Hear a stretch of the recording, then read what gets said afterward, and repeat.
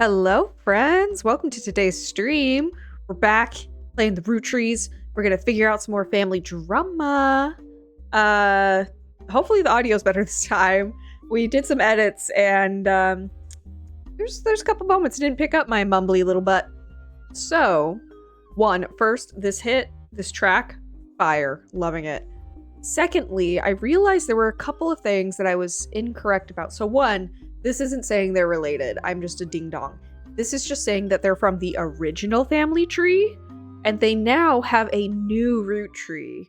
So that is where I was a little mistaken. I was a little confused.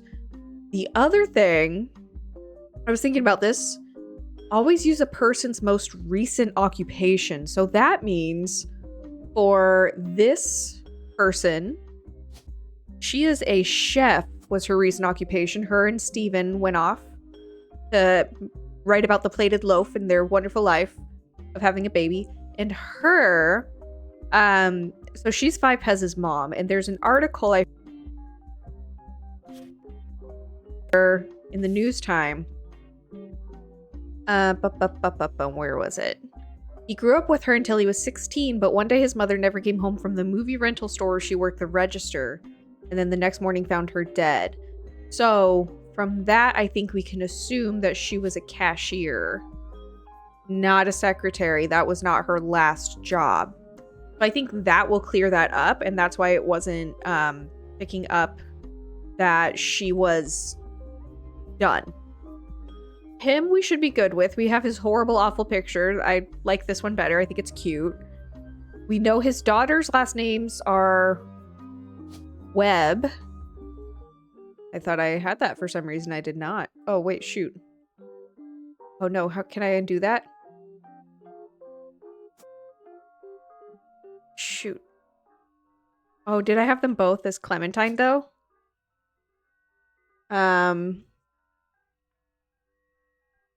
Oh no. I can't. Shoot. What was it? Who was he? Crockwatch. Colleen is his ex.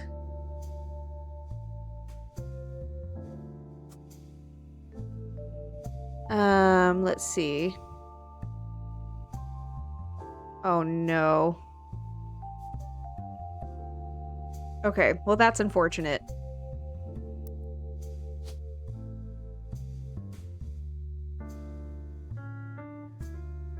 Oh, I see. I see what I did. Okay, yeah, no. They used their last name Webb. I gotcha.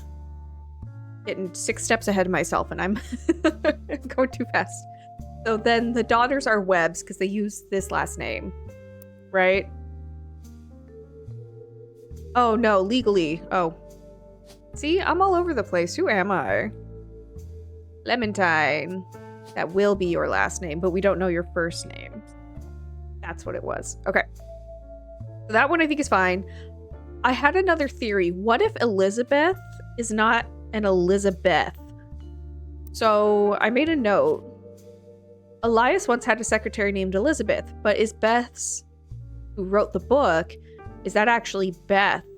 And Gwyneth asked about because she has a lisp. They made fun of her for how she spoke. So what if she's not saying Beth, she's trying to say Bess, but because she can't speak properly, she couldn't enunciate that correctly. So that's a thought. I don't know if that's correct, but I figured we could check out Bess Williams. Author born in the 1800s, just outside Miami, died tragically in a young major hurricane that struck. Minor history of the Roottrees. Her only notable book, Family Man, is widely considered blatant propaganda about Elias Roottree. Because why else would she, be excited about that? But 1921. So this would be, she'd be dead by then? No, she could still be alive. Yeah, so she could have written that and had the affair. Been all but forgotten until recently, was re-released during the height of Roottree mania. Site dedicated to hurricane statistics alone missions, Bess Williams. The book Cordial Library, not far from where she lived. Oh my god, this is so loud in my ears. was partially destroyed in the hurricane. When they rebuilt, they named the notification section after her. The library was expanded again in 1950 and then closed in 1963, with multiple larger libraries opening surrounding area made it redundant. So, let me see if we can search this. Ooh! Oh, we found something! The library no longer exists. You find multiple libraries in the area. According to the website for the library system in Miami, the building where it once sat is now Miami Print Museum. Searching for the Miami Print Museum, you come across their website. It states their hours and list of exhibits. The building is very small, admission is free, and they only have room for a few different displays. One of the exhibits in their courtyard, which includes a fountain as well as a statue of an unknown author. Picture has been added to your evidence. Now there's a printing press that was used by the Miami Sunday, a now defunct weekly newspaper. The last is the original print of the Cuba by Cubans, an art book. Okay, so we have a couple things. No records you can find online or in your peer article. Oh, Miami Mercury Sunday, which folded after a year. Only lasted a year. Find a small website about the quirky printing history facts that mentions the Miami Mercury Sunday was the outcome of merging two smaller failing newspapers. Good note of this. This resulted in one larger failing newspaper, which was only noticeable to the author because by combining the names in the way it did, it was tied for the longest title for an American newspaper at the time. The newspaper in Jefferson, Texas? The Jefferson... Okay, so we don't need to worry about that is what it's saying. But we could maybe see about who these people were. Okay, let's go check out that evidence. I think... Where is it? Where is it? Where is it? There it is. Statue in front of the Miami Print Museum. It's in the courtyard according to their site. I think that's Bess. And I think this will be Bess Williams. She was an author.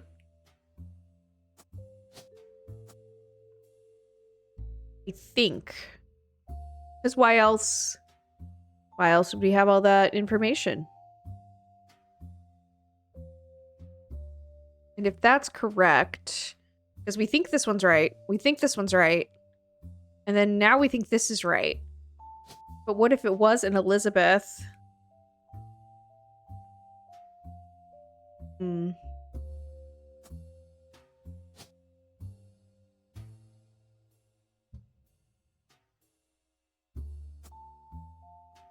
Unless that's not her surname. S. Williams. Wonder if I show older. Okay, and if we go to Family Man and we look up Bess Williams. If that was the only thing she did.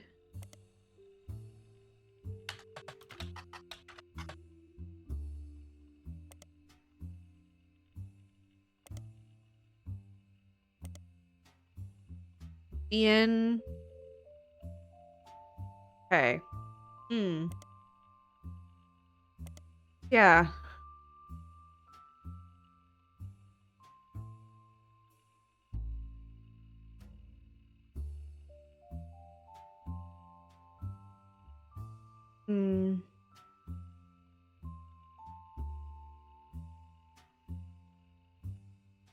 So yeah, so they had the nonfiction section was named after her.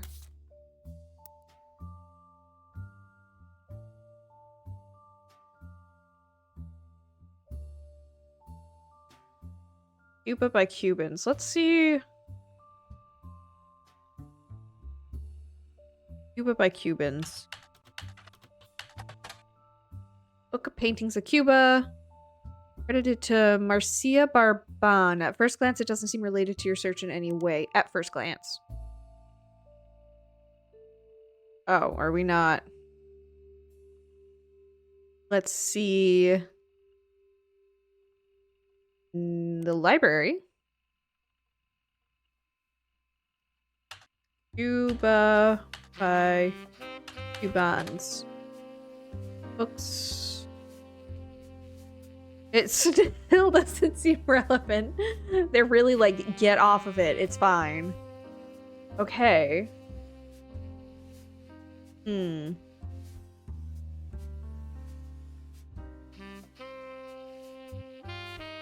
Yeah, I really have to wonder if that's just not her last name or if Bess is like short for something else, but Bess does show up as a name option. What would be short for Bess? Like Elizabeth maybe, but that feels a little bit like a stretch. Ooh, a Mary Beth. Could also be potential. To... So that's where I'm sitting with that. That's my current guess. We do need to find a photo here. Oh, I guess we need 4. Okay, so it could be right. We just need 1 more. And I feel like this will be our next thing. We need a picture of them. I don't know how to get the picture.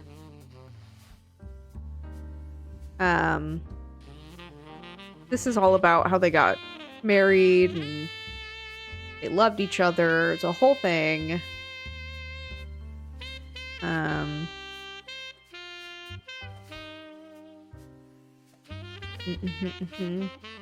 Bankrolled by the king. Traveled for 45 years, settled down for 15. Okay. I look up Stephen Garland. What's his name? How do you... Yeah, Stephen Garland.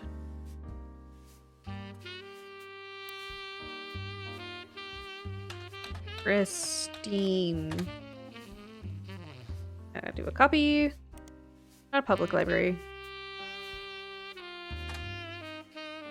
Yeah, sold the land the building was on.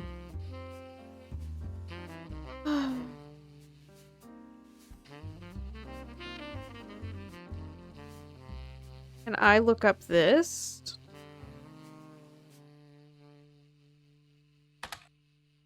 Oh. Okay, go back. Oops. Oops. No. No.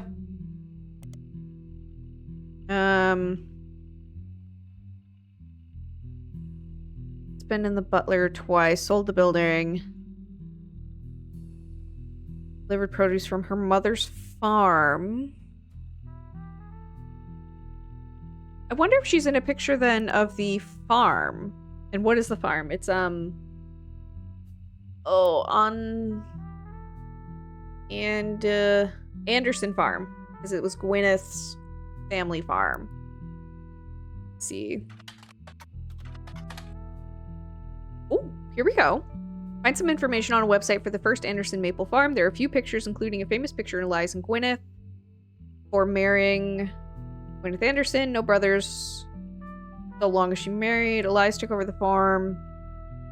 Great candy. Their success was not immediate until they decided to combine Maple and well beyond their original farm.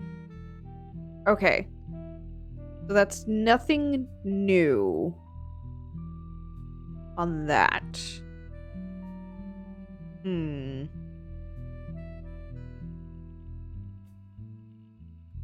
did we look up the 5 pieces yet? Okay, excuse me. Oh my god. Oh my god. Oh my god. Who am I? Because a lot of these are just old.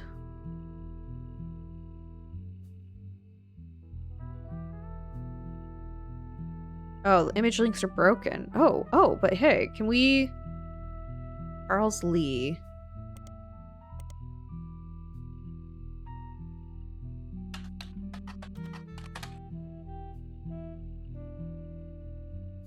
Relevant.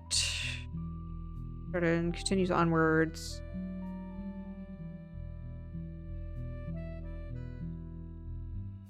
Okay, so we already have this.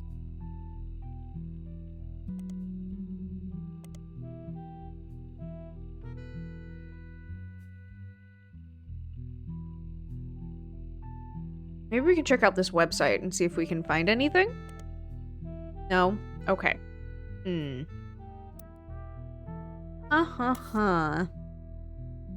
So I feel like... Oh, hi, Squanch! Go do them chores. Have fun with them. Hope they are so enjoyable. What chores do you have on a wonderful Sunday morning? Sunday's usually when I do all of my cleaning. Because the puppy's tired. She's down for her nap. The husband's away at church.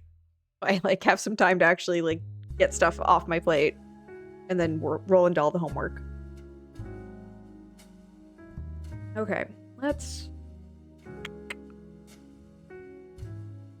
Gina Clementine is the wife, right? Wait. Yeah. Oh, that's right. It's the brother. That's right. Okay, never mind. Totally different. Getting off track. We need to find this. So if we look up Kitchen Tales maybe again, because I know we looked last time. We didn't quite get to where we needed to go. Featured on Morning Talk Show. And then...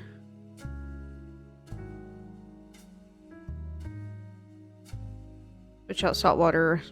Here's me.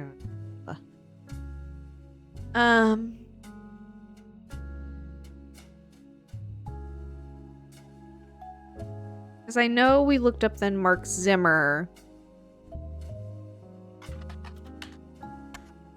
Mark Zimmer. Oh, and it just takes us back to the same thing. Not helpful.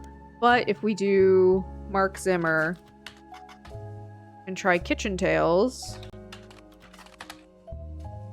Garnishing the Truth.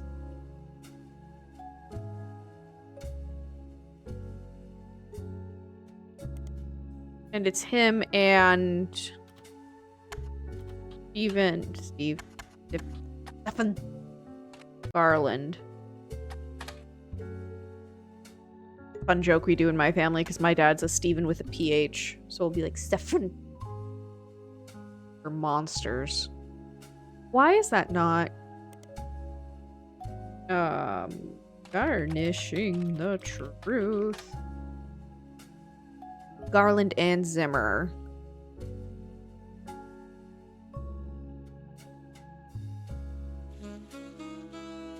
Because I feel like if we can get...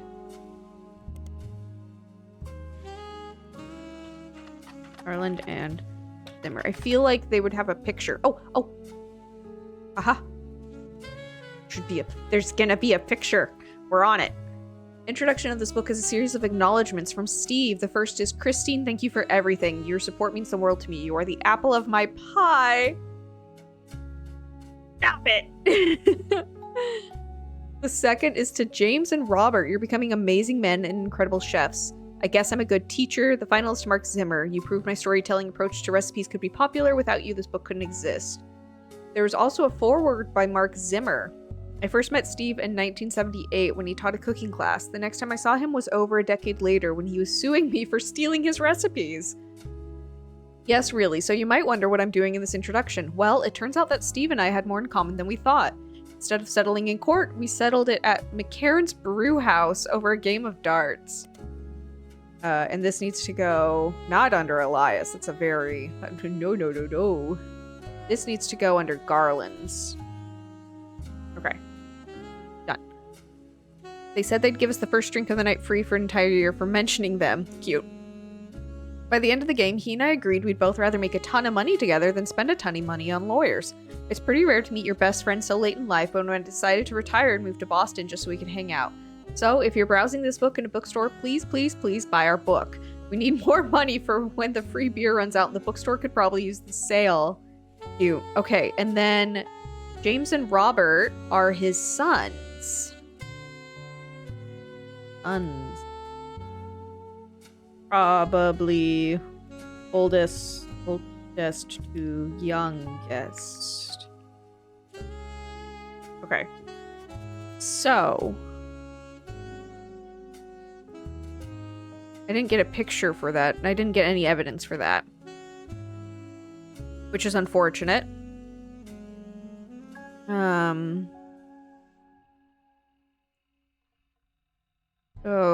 I'm trying to see if there's... Okay, later. Maybe we can look up the brew house and see if there's anything in there.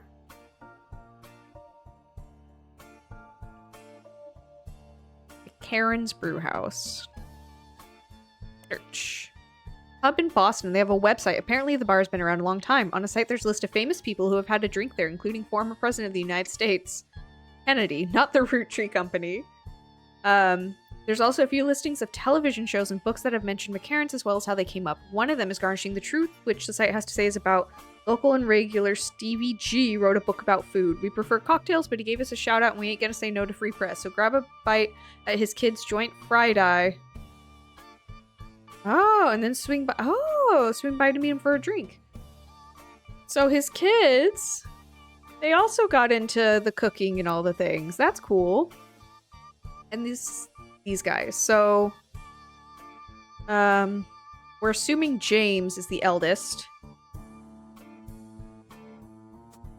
And assuming Robert, little Bobby, is the youngest.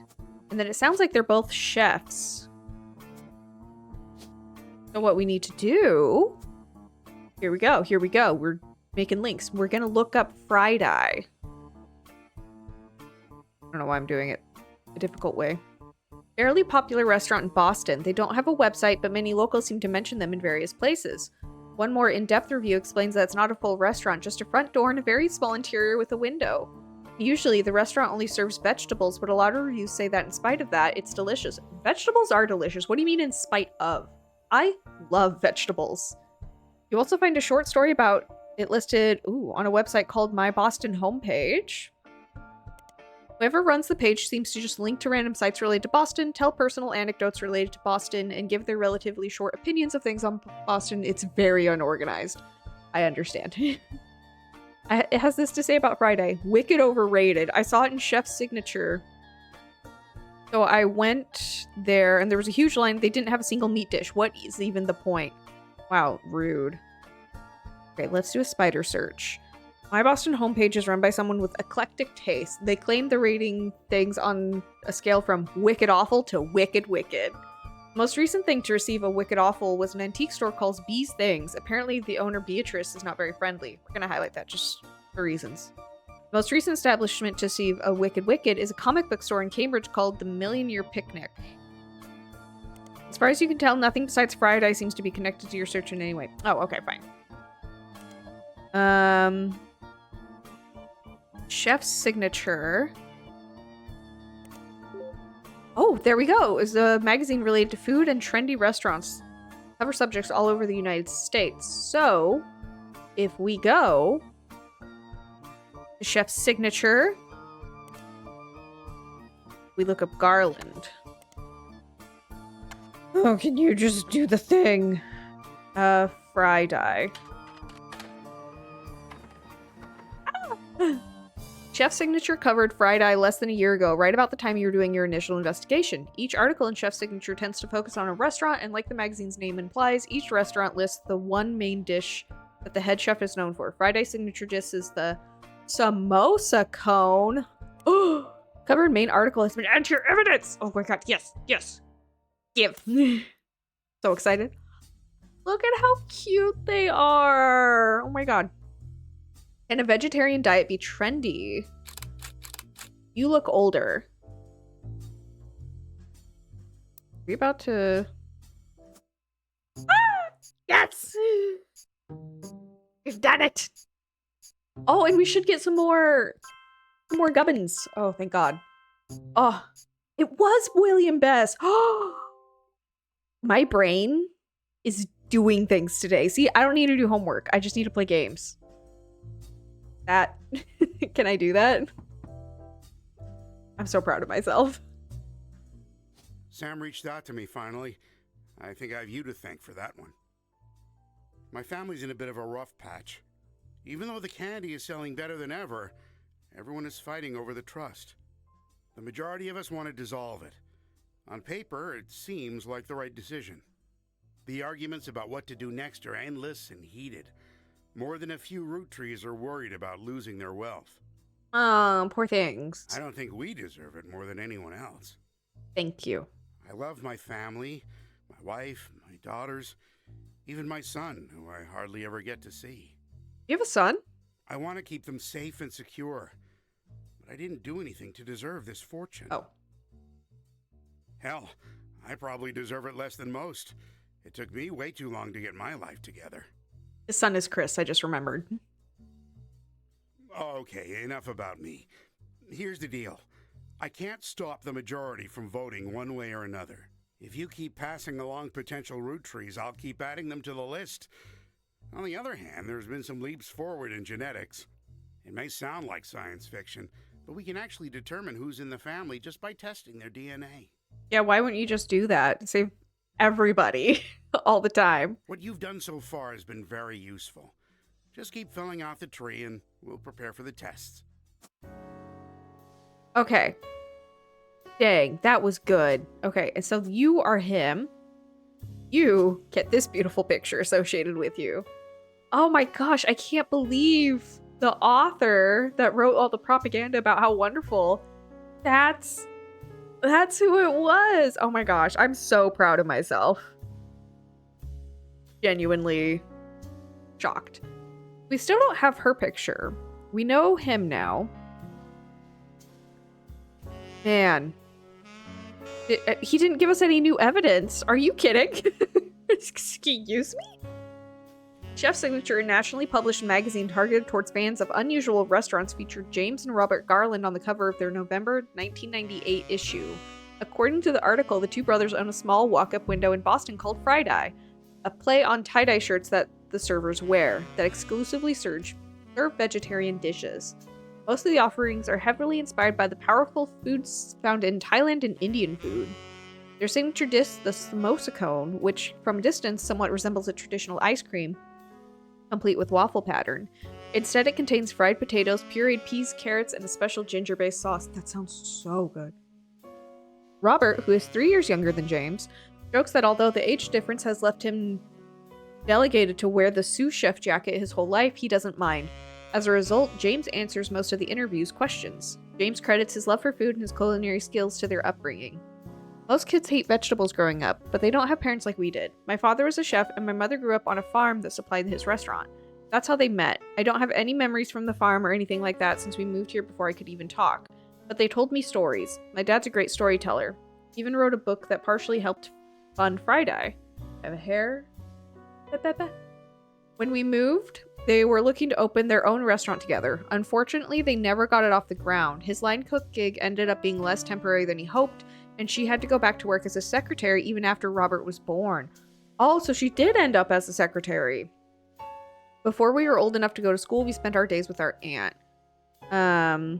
She had to go back to work as a secretary. In the diner where he worked, my dad had no room for experimenting, so he'd exercise his skill at home on his day off. We'd always go shopping and cook as a family on those days, and even though we were hyper kids running around and causing a ruckus, those were some of our family's favorite memories since we were all together. Mom always had the eye for the best vegetables for him to work with, and she did her best to pass that on to us. According to the article, their parents, who are now retired, visit Fried Eye often. They even have a signature dessert, the Sistine Apple. My gosh, these are so cute. Apple pie has always been my mom's favorite. My dad always had the stupid line he used to make her laugh about involving apple pie. Most people realize it's a Sistine Chapel pun and assume that's all there is to it, but it's actually secretly named after them, sort of. Why? I don't get it. Okay, so there's a couple things in this one. Maybe we need to look up the food. Maybe we need to look those up and see. Gosh, there's so many things to look at. And then we also have Antonelli's? Never been featured in Chef Signature. It's called Antonelli's Attic, and they're a dessert restaurant. that serves a variety of dishes meant to invoke a neglected part of the house. This includes their signature dish, Cobweb Cobbler. Stop it. Which uses candy floss atop a blackberry pie. They also have a cheesecake they call the Dust Bowl, which is served in mason jars and is very finely crushed cookie atop it. As delicious as it all sounds, the restaurant doesn't seem related to your search in any way. Okay. So, not important as of right now. You want to look up Christine Apple. Nothing. And then the samosa cone? Samosa cone. Nothing. Okay.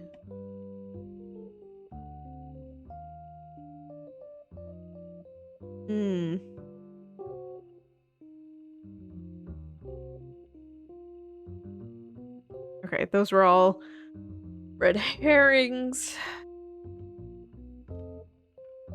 Okay. We still need a picture, though, of the mom. Beetlejuice just hanging out. Let's see.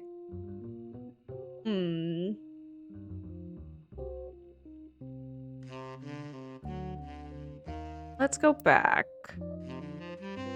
So we still don't know who this person is. Unless it's their mom. Because she did have to go back as a secretary. Did she? I wonder. Let's double check the records and see if she came back as a Christine Garland. Is it this one? Yeah. Office staff. Secretaries.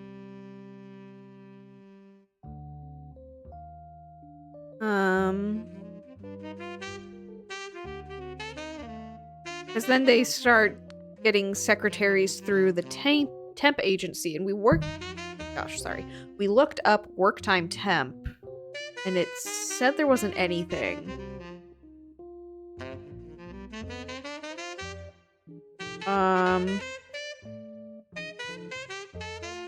I also feel like, okay, the jazz on this one's like, it's many. Oh, you can actually go visit the artist's site? Oh, that's cool. I just gotta turn this down a little bit on my end. Like, blasting into my earballs.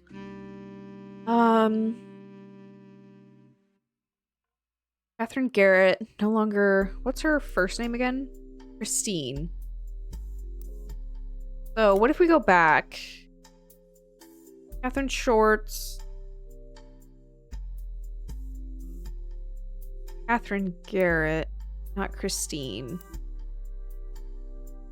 Then Gwyneth's.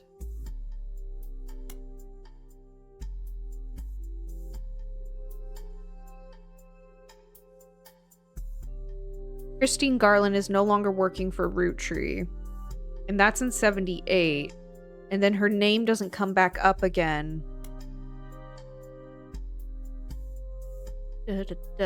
As a secretary. Huh. But if she came back and it's through a temp agency, which if we look at...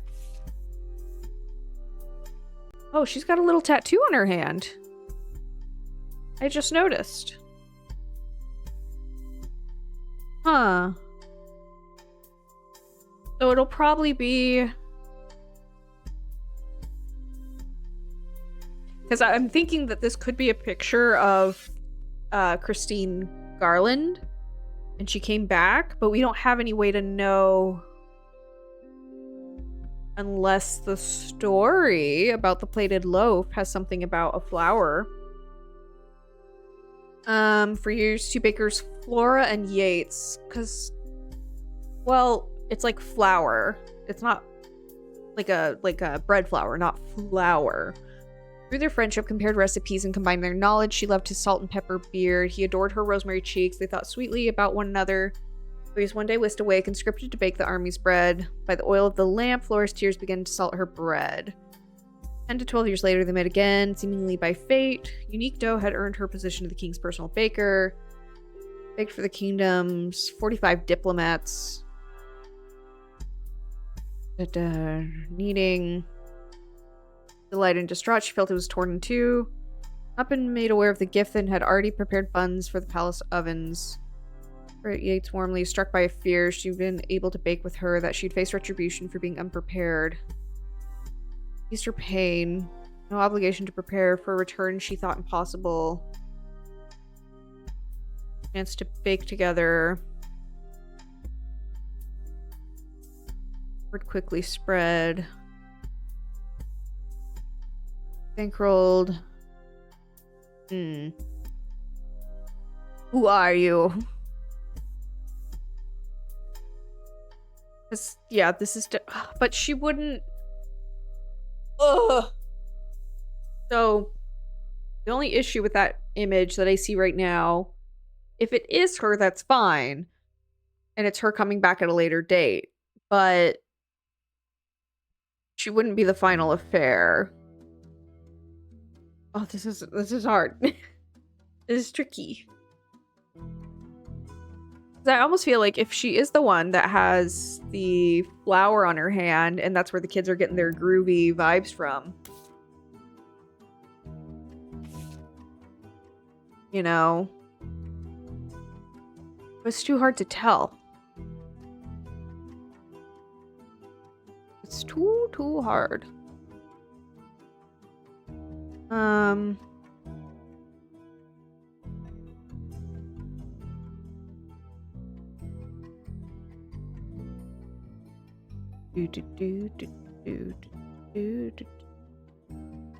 Don't care about the ant.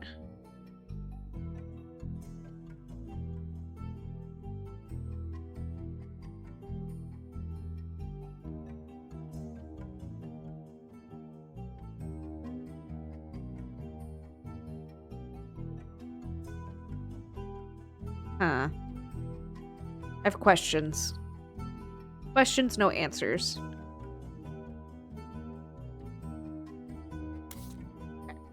So I feel a little stuck again in terms of what we're looking at. I really want to get more of the Piketty stuff, but I can't find the pages yet. What are reminders? Oh, and we do have some stuff for the previously. Elias, Carl, and Rihanna. I wonder if I go to periodicals and look up Stephen Garland. No? Christine? No. Rude. Oh, maybe I do need to go and see. I know she was on the teen thing. We're just going through it all. Going through it all. We get new things. Sometimes you just gotta look. You just gotta take a second. Piketty focused on expose about the pilot and co-pilot, widely seen as completely useless. Mischaracterization of two crew members. For example, they claimed the co-pilot, who was flying that day, was on pharmaceuticals. Turned out that he had purchased a mild pain reliever airport gift shop the night before. They also claimed the pilot had been let go from his previous position at a much larger airline.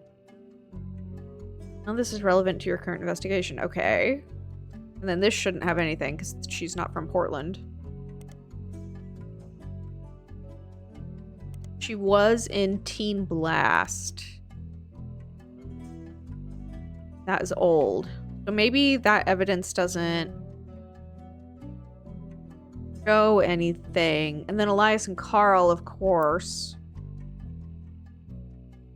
Elias Roottrees. He was, oops, not Team Blast. Definitely not Team Blast. Because he was awarded Watchman of the Year.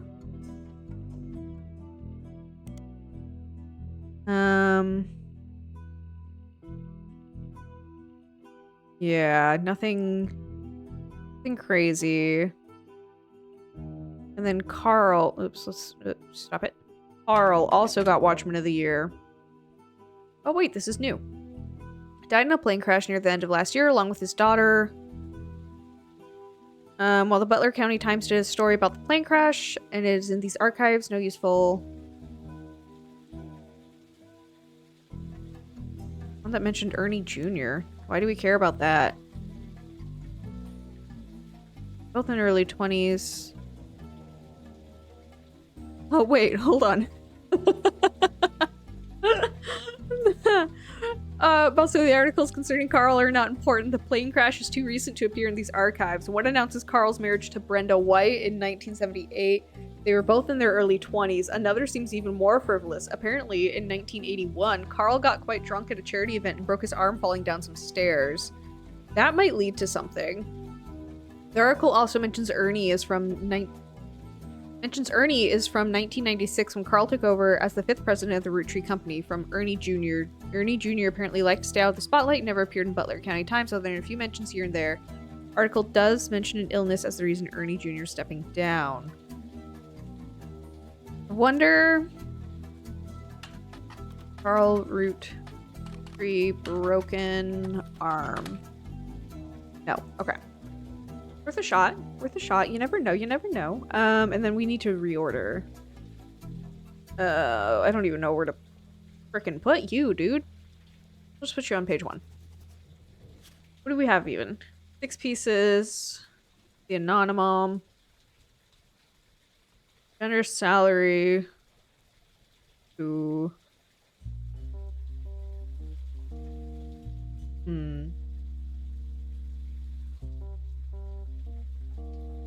Food root. Da da da da da da da da. Do do do do do. Da da da. Oh, there's also unauthorized biographies. I don't know if that's a little too hard to. Oops, oops, oops. Yeah, it's a little too hard to like narrow down unauthorized biographies. Oh, and these are people. That's right. People from the archives. Oh my goodness. Jim Roottrees had albums, books, and movies. Lauren's 2 diaries. Eli's children could be identified.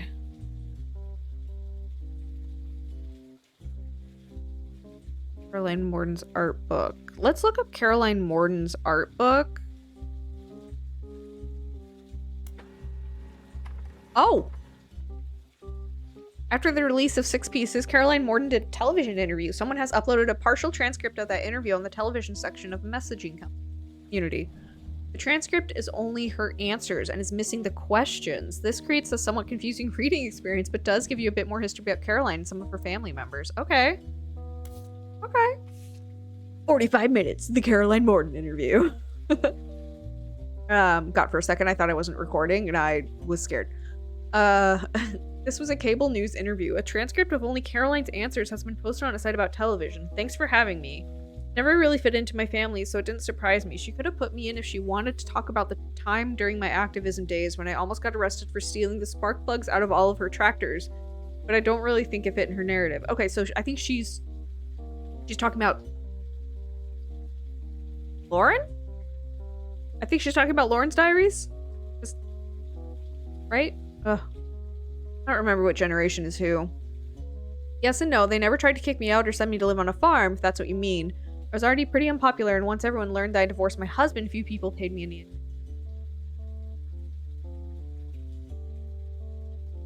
Also, there's no, like... There's nothing from this. She's my wife, not legally, but we've been together for half our lives, call it what it is. I was 20 and had just had my daughter. I hate to look back on that time because I was a terrible mother the first few years. I left my daughter with my ex-husband, followed Guy on a private jet to Europe.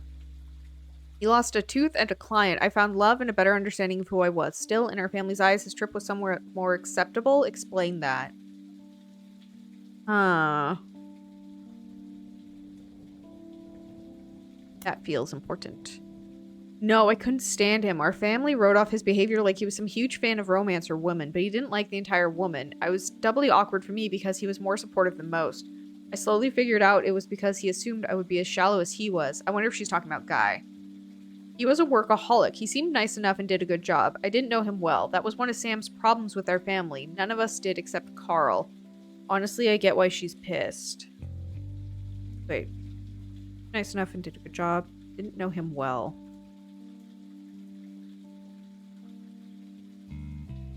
Is she maybe talking about Ernie now?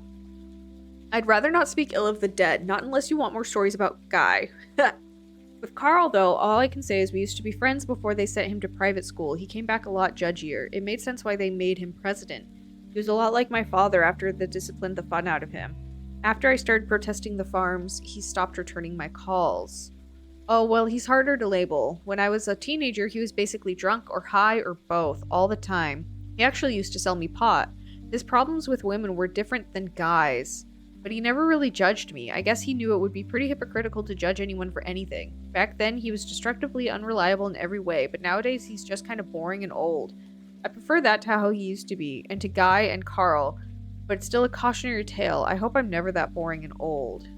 Just gonna... I don't know who she's talking about. Because this is from... where? So it's her writing. And she's talking about Guy and Carl. So maybe she's also talking about Clark, potentially, or Jim. Potentially a miracle, but I don't think that's actually what's happening.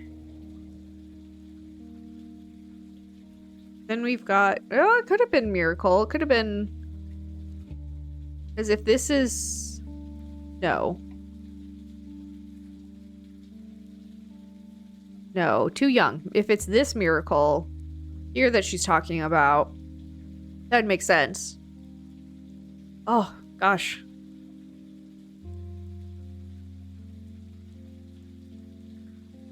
I might need to take a hint. I'm getting a little stucketh. It's that thing of like, you're so close, but you just can't see it. Oops, not that one. Modern Music Monthly. I want to look up 5pez. Then Felix Fellows. WE? No. Okay. So we don't need that. Really want to figure out Zach Morden.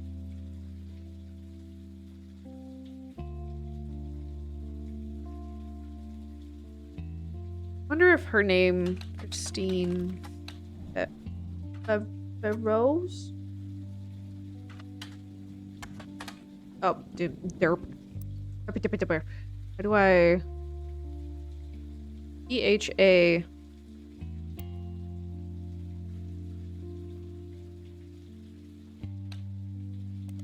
Edit? EHAROAH. Yeah, so she's not showing up there.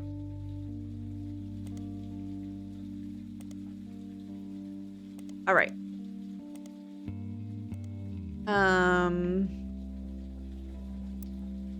What else we got? That's something I'm not totally sure. Sam Haddon's book we looked up. The Roottrees Rift we've looked up.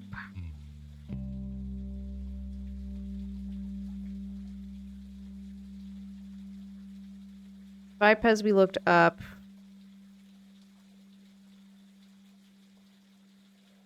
Roottrees Rift, Roottrees Mania.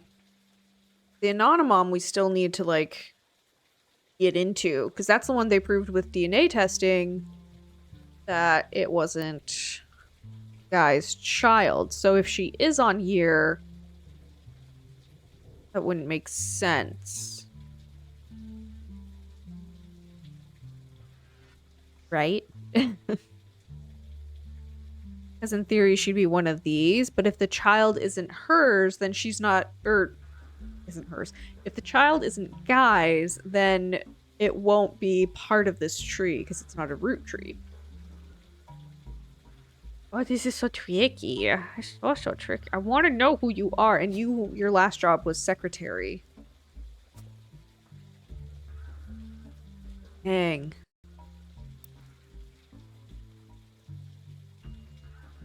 Jane Doe Roottrees. Wonder, did we look up the Clancid Trust? No. Can I not? Clancid Trust. No. Okay. Let's take a hint. I don't want to. But I think I'm a little too close. A little too close. Completely stuck. In your notable events, it was mentioned that an outside legal group was brought in. I just did that! What the heck? I hate it. I literally just... Because I put an S at the end? If that's it, I'm gonna throw up. It sucks. Dang it! Okay, that one doesn't count. I did it. It just didn't work. Clancid Trust is the Roottrees Company's unusual legal arrangement and the motivation for most of their major financial decisions. As a recap, the entire family earns inheritance directly from the profits of the candy company, as well as their sister clothing company, Root. With the period. This means that nearly every Roottrees can potentially have a say in the company's high-level operations. Historically, this has caused the family to be slow to approve any major expenditures that could significantly dig into any profits. After the release of 6 Pieces by Sam Madsen, the Clancid Trust came under heavy scrutiny. Sam, her children, and her grandchildren should have all been covered under the trust according to the wording revealed during an internal family conflict between Ron and Robbie Roottrees. And those guys were... One was embezzling money, the other was trying to make it right and get him kicked off of it. It was a whole thing. It seems that those who wrote the trust, Clancy Edward Roottrees, and at the direction of Elias Roottrees, because Clancy Edward was a lawyer. And that's where that came from. He purposely deceived the rest of the family about the exact details of how it worked in an attempt to keep Sam and her father, Edward Clancy, his own twin brother, in comparative poverty. What a D-bag. Because the rest of the family made money hand over fist, they had very little motivation to question their understanding. Sam's book revealed this to the public, and it did not go over well. Clark Rafferty LaRue took over the company, and his most celebrated move was his first official one. He ensured Sam's family would get their share. To help facilitate this, the inheritance aspect of the trust is now under the control of a third party, Ruby Legal Enterprises, which we've looked up. Have seen do that. This ensures that the financial motivations of Roottrees family members will not interfere with the investigations into potential new Roottrees. According to Clark's letter, however, some family members are still doing their best to slow the investigation by refusing to answer questions. Show me the older. Highly unusual corporate arrangement named after Clancy Edward Roottrees. Head lawyer. Company mandates a fixed percentage of its profits are split into equal quarter among banks' accounts. Every quarter amongst banks' accounts representing each direct relative, Elias and Gwyneth. An account is created for each blood relative at birth and first accessible when they reach 18. The actual numbers have never fully been disclosed to the public, but due to the ever-increasing success of the company, it's a significant amount of money. Trust is known for being essentially impossible to get around due to many checks and balances written into it. A few situations with family members have been tried to forcibly removed. Only information you discover: Roottrees versus RR. Maybe combination with the Clancid Trust was his attempt to ensure it would remain a family business for eternity.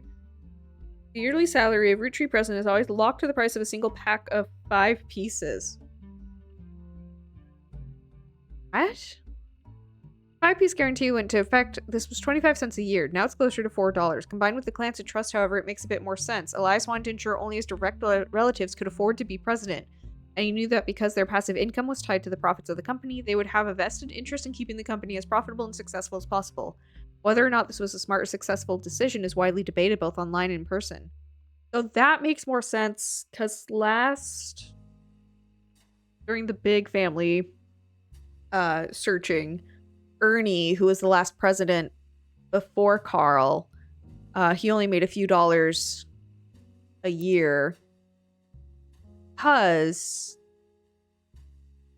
he's Sam's child and was therefore not considered a Roottrie, even though he is by blood. Because she was an illegitimate child of Elias Jr., had Ernie. It was a whole thing. Whole messy thing. It's dumb. Should not have happened. What was I reading? Okay. That's that. And then we looked up Ruby Legal Enterprises. We've already done that. Ruby Spratt.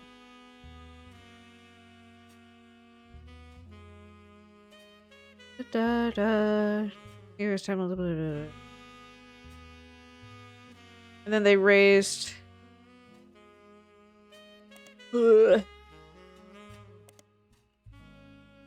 Copy that, please. Ruby Business Watch. Wells, Ruby Spratt and her company, Ruby Legal Enterprise, features in Business Watch. After the company took over as keepers of the Clancy Trust, there's an article about the process that interviews both Clark and Ruby. Did we read this?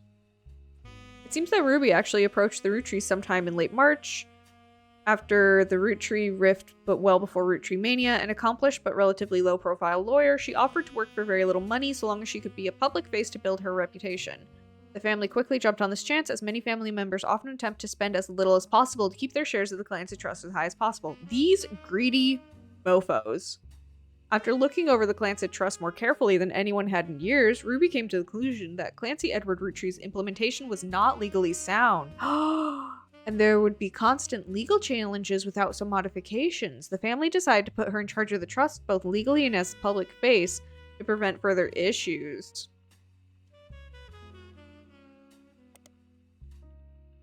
Ruby Legal Enterprises has been described as a mix between a law firm and a PR firm. Her first move, as sort of a trial run before she is even hired permanently, was to help them draft a public statement accepting Sam into the family, declaring that they'd begin to address the Clancy Trust. This went quite well, and they officially hired her in early April.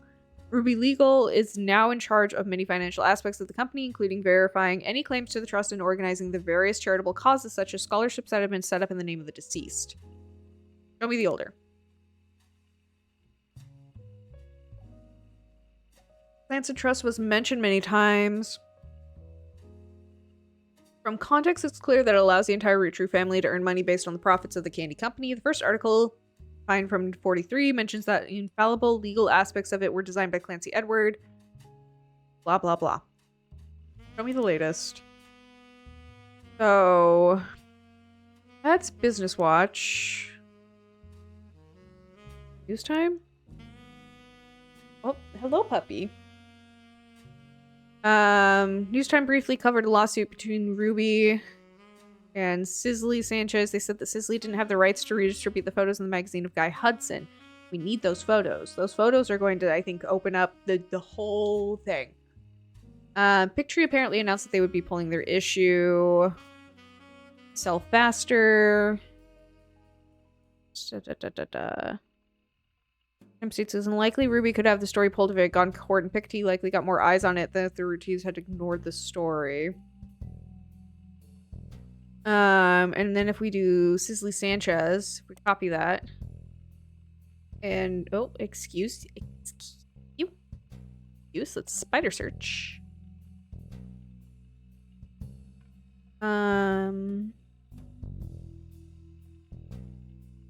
Commission to write for Guy Hudson.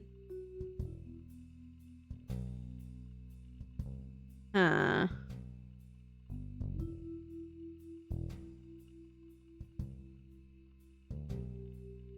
Maybe...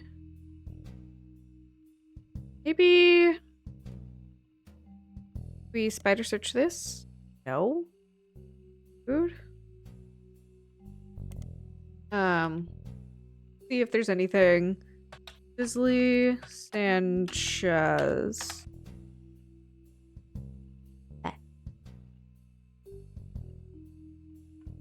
S-I-S. Helps if you spell things correctly. Here we go. What if everything you stand for? Oh, yeah, we did read this. But what, Ziggy? Okay. Foreign Gospel. I think we already looked all these up. You know, sometimes you gotta be extra thorough. Sicily, E-L-Y. Anjas. What?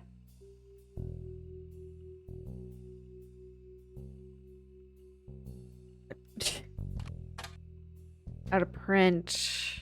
Names useful by God. Travel Thailand. Begin to preach.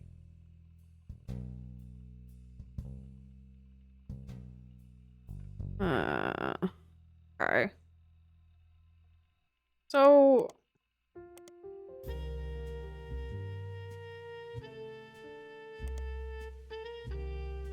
how do we find more about her? Your periodicals, maybe?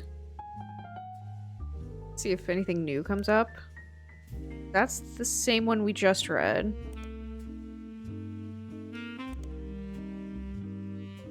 Ugh. Okay. Let's use a different hint. Yes, you have Piketty tracked a particular group of people. Conspiracy theorists. Didn't I look up?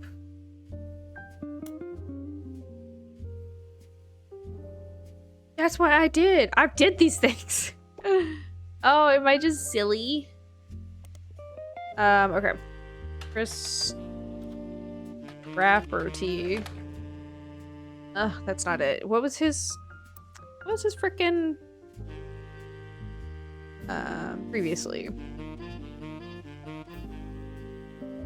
Chris Raff, 75. That's what it was. I looked. Did look. Huh? We got that picture. Da da da da da. Because that's where we got the photo of the chick who has the flower on her hand. Dude.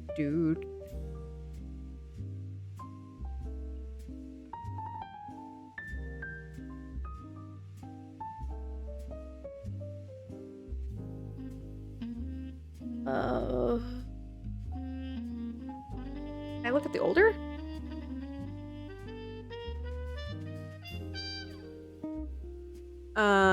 Right.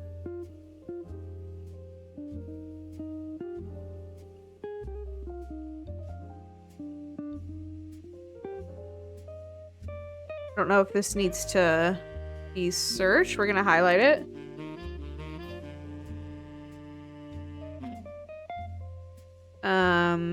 But I don't think there's anything new on that.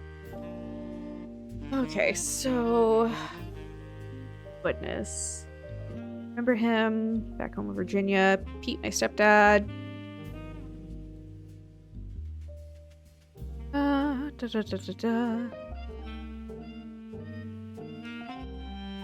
The office, sometimes a kid, definitely my guy Hudson. Myself sick. Ernie had a heart problem.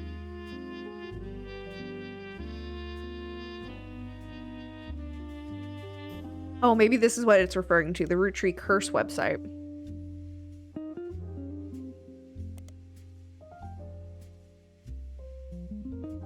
Okay, not website.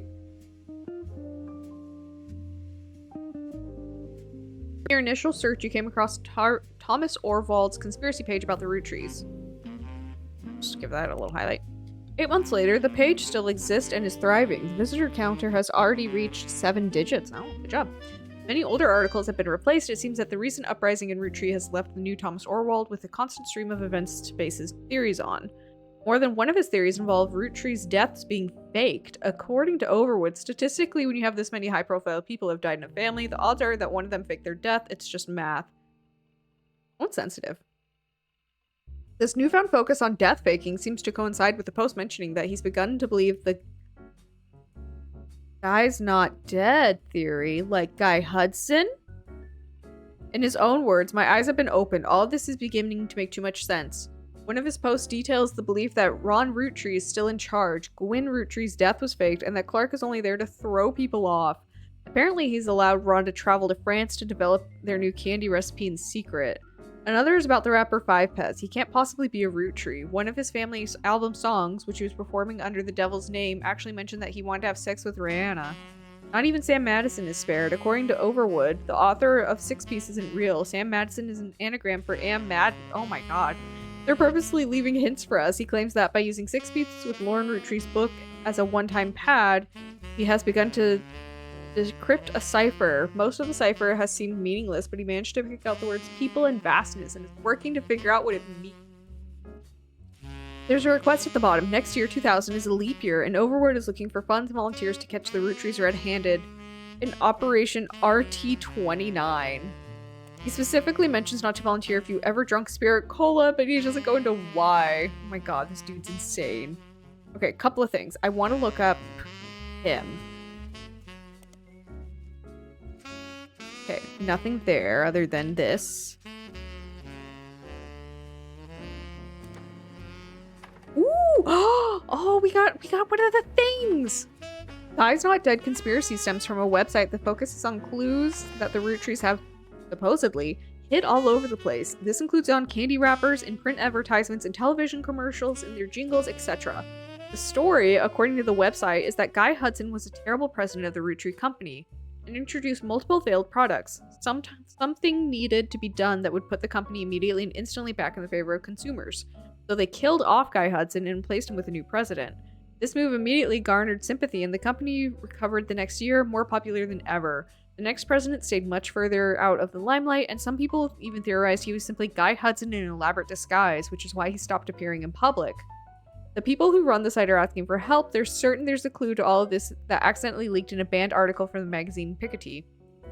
On their page is a scan of the magazine's cover, interview with Cicely Sanchez about Guy Hudson, and some photos. Oh, we got 4 things of evidence. Oh, I'm so excited.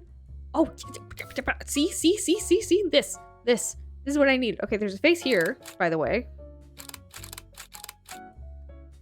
Because that was one thing when we did the last one. They're very intentional about if it's a full face, it applies. So we need to pay attention to that. Photos, the first from a magazine interview with Cicely Sanchez and Piketty. The issue of Piketty magazine that it comes from was pulled from the shelves, but you managed to find it online. Piketty does not label its individual photos. Both photos were inserted under the shared label. Cicely was provided these photos by the Roottrie Company for use in her book. There's a Christmas tree. Okay. I wonder... Obviously, this is an affair. This is potentially his other child or another affair partner. Who knows? But why this guy? Why do we get his face? Who are you? Oh, and Zach! Okay. Photos the first from a magazine interview with Cicely Sanchez and Piketty. The issues of Piketty magazine is that it came from was pulled from the shelves. That's probably Christine, because she was Zach's secretary when he took over. Not label. Yeah. Okay, I'll bet you that's what it is. Okay, real quick, I gotta go do that or else I will absolutely forget. So, because she was the secretary to Zach, this one. Prior to him, gosh, we got so many guy pictures.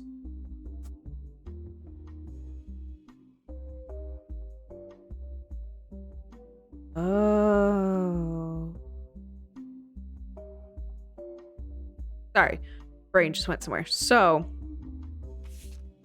she was his secretary to start. and stayed the secretary when Guy took over. Is my thought there. So that's Christine. And then this, my thought, what if this is the affair partner and these are the kids, the two kids that they had? Like when he went to India or Thailand or one of the Brazil or something. This was his partner, these were the kids, and that's why it's both the man and woman. And that's potentially these people. Potentially. So we don't have, but it could be this, because there is a picture for a spouse. And then, so it could be in theory, nope. These are partners. He's getting with her. They have her. That's some things. Okay. We got some thinking to do. This is an interview with Cicely Sanchez, an author. She was hired to write a book about Guy. You claim to have been paid a significant amount to write a book about one of the Roottrees, Guy Hudson. He was president for a short period at the end of the 1970s, right? Yes, I met him on New Year's Eve, actually. The last night of 1978. Guy liked to throw big parties and was just coming off of Changed Man and looking for my next project. When his wife learned who I was, she invited me to the party and then cornered me to talk about a book. That was the first time anyone recognized me for my work. I had finally made it. The book they asked me to write sounded great, but then none of the stuff that made him interesting was allowed to stay. Chop, chop, snip, snip. Anything with even the slightest threat to Guy's image ended up on the go zone. Gone zone. Well, if you're a jerk, there's only so much you can do. What was the stuff that made him interesting? At his core, Guy was not complicated. In fact, I think I could boil him down to the first two traits. First, he wanted to be seen as the second coming of the great Elias Roottreee, and second, he'd never be satisfied living the life needed to be seen that way. He had his fortune in good looks, and he really liked to exploit that and pick up women, but he couldn't let anyone else know, so it cost him a lot to cover it up. That was the only interesting aspect of Guy. He was James Bond trying to convince people he was Mr. Rogers, I guess. Mr. Rogers, really? Maybe that's not the best metaphor, but Elias Roottreee was boring as all hell and all about family. Guy did everything he could to be seen that way. After I submitted my first draft, he sent me this garbage book, The Roottreee Legacy, with Elias on the cover. Last time he and I met, he even had switched out his orange suits for the same green ones Elias wore. Gross. And remember fancy flavors? Guy knew that part of Elias' legacy was the 5-piece flavors. So that's what Guy tried to do, too. Caviar was a disaster here. But it was actually somewhat popular in Brazil for whatever reason. Christmas 1979, he went to Brazil to open the Roottreee Brazil factory. Guy was always shopping around the world trying to recreate that success. So that image then is Brazil. That's when that happened. And that was 79. Okay. Brazil. Oh, and we need to organize things. How come the book never came out? It's complicated. I had an out in my contract. Oh.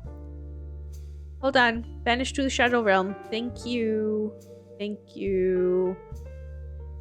Bye. Okay. How come the book never came out? It's complicated. I had an out in my contract. Surprisingly, Guy signed the contract my lawyers wrote without running it by anybody in his legal department. I could pull my name off the book at any time, but Guy still got the content. After I left, it probably got a lot harder to convince any real publisher to give it their time. He was the president, right? Do you know why he never released himself? If I had to guess, his family very wisely put a stop to it. Mid-1981, months after I had already moved on, he called me back and showed me a final draft. You know how expensive it is to publish one copy of a book? It had my name on it in big, shiny embossed letters. Like all problems in his life, throwing money at me was his attempt to win me back. But it had half the page count and the narrative was torn to bits. No thanks. The dinner was good, imported steak that likely cost as much as a month of my mortgage. And we all got pretty drunk. He sent his mistress, Susie something, into the bathroom to proposition me. Poor girl. I remember her from her trip overseas. She was too good for him. Anyway, he died soon after and there was the last that ever came up. What can you tell us about the family? Any insight into the scandals from the recent book by Sam Madsen? I actually haven't read it. I just skimmed the section on Guy to see why people were suddenly calling me up to ask about the man. I'd say she did well for what she had to work with. Oh, Sam. Okay. She had only had rumors, whereas I spent time tailing him. Sometimes he knew, sometimes he didn't. He invited me to join them when dealing with Roottrees Brazil. Ah. But I actually had people on him for when he went to Australia, France, and China too. When he met with someone, I figured out who they were and how they were involved. Doubly so if the meeting happened when he didn't want me to be around. Despite his best efforts, I got the whole truth, including things even his family never knew. For example, the daughter of his business partner in Australia, I think her name was Robin. He and she definitely spent a few nights together, but he didn't want his family to know about, but I did. Oh, scandal. Madison got things wrong. Sam mentions guys' affairs and treats them like most people would logically think to treat them, like the infidelity was a problem for Patricia. When his wife first approached me, though, it wasn't to talk, if you get my meaning. On paper and in public, it was a marriage like any other, but in reality, it was more of a mutually beneficial arrangement. They both got what they wanted out of it, the same thing. That makes sense. If you're like, from that time, women didn't have a lot of rights. So if you're like, hey, this guy's got money, he wants to live his life, I want to live my life, and, you know, just have somebody to take care of me, great. But as long as you all are in agreement on it. What's that? I'm assuming I only have to spell it out so you can get it in writing for your readers. Women. Patricia enjoyed the company of women! And the swinger scene made that more accessible. I told her I wasn't interested in her and Guy. Oh. I found out later that if I had said yes, her next question would have been whether or not her husband could actually had to be there too. Oh, she liked her. Guy, on the other hand, was seen as a traditional marriage and at the same time could bed any women that found him charming. I can assure you, he was exactly the type of marriage he was interested in. Okay. Oof, that was a lot. So, my. So, over here, his wife, she's a little gay. She wasn't interested, and they could have fun all together. Which, kudos. Love that for you. Okay. So, the last affair was in 82. And we can assume that Brazil, yeah, she looks younger. For these people, maybe? This might be a red herring.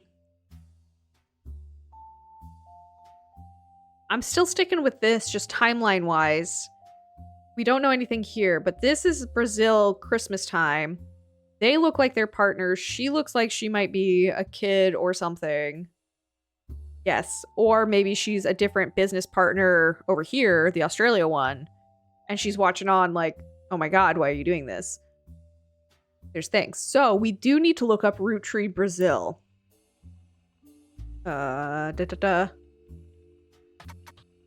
Roottrees Brazil. Sometimes erroneously referred to as Roottrees Brazil. Oh, interesting. It's spelt slightly different. One of the companies created to manufacture and distribute Roottrees candy is developed a part of the Roottrees Everywhere initiative. A little moment. Unlike some of the Roottrees Everywhere results, Roottrees Brazil seems to be a success. You do some rough translating and find a significant amount of information about it. Ooh, beautiful. Caffeine. Brazil was the only region in which caviar-flavored 5 pieces released at the end of 78 were a hit. The primary reason that the factory still exists to this day is solely to create that flavor, which comes in its own standalone 5-piece bag with Portuguese writing. Oh no. A small town named Alvalagos, near the municipality of São Bernardo de Campo, became the location chosen by the Roottrees Candy Company after a newly elected local politician named Edson Soares. Heard they were planning a new factory and petitioned them in the early 79. The factory was controversial as locals did not want it there. The Roottrees visited Brazil around Christmas and managed to break ground on the project. Since then, however, it had been operating relatively smoothly except for 2 incidents. The first was Incendio de Bordo, a fire? The second was an unsuccessful strike in 95 that involved all the factory workers being replaced. The factory was originally built and run according to paperwork at the time by a small company named... Oh, here, let's do this. New Brazil Candy Corporation. There's no way. The company no longer exists. Not much information ever existed about it. And Roottrees now run Roottrees Brazil entirely. Okay, so we can assume that that's Edson Soares.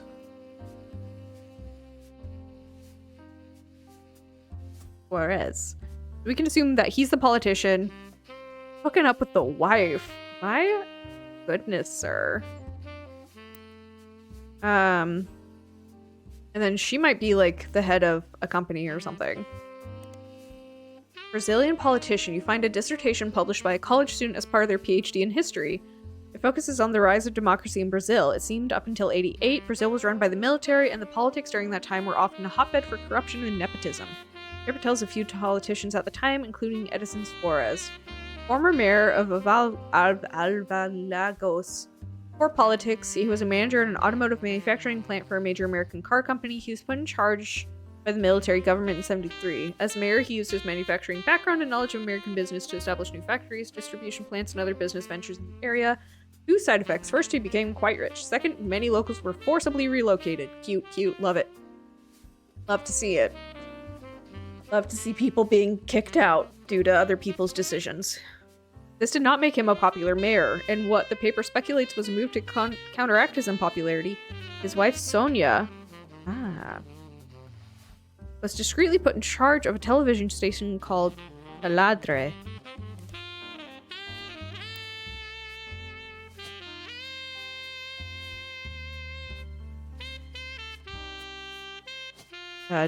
Television?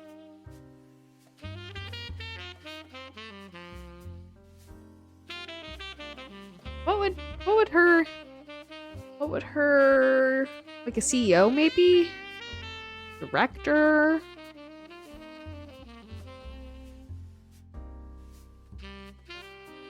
Let's keep reading.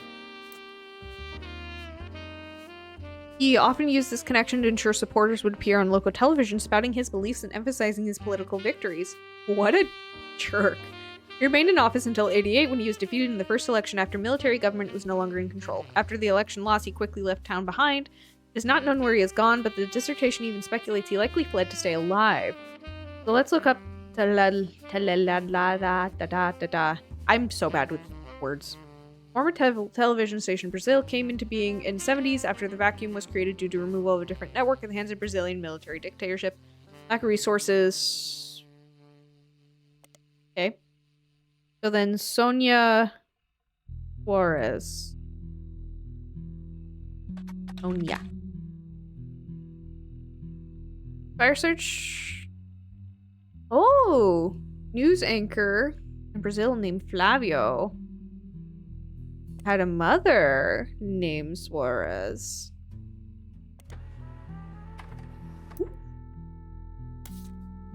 Hello? Oh, look at him! Fabuloso! This is a signed photo of him. That's got some guy flair. That's got some guy flair. So... maybe she is the Australian partner.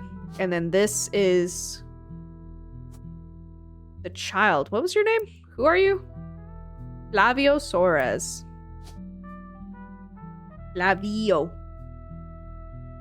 Soares. And you were a news anchor. Yeah. What are we at? We got 1, potentially 2, 3. Oh, we might need just 1 more. Then we'll lock in things. We'll lock in all of Guy's pictures. We'll lock in Zach's picture. I think that was the only other one up here that had not gotten locked in yet. Yeah. We'll lock those in. Oh. Okay, yeah. We did lock that in. Ooh, that's unfortunate.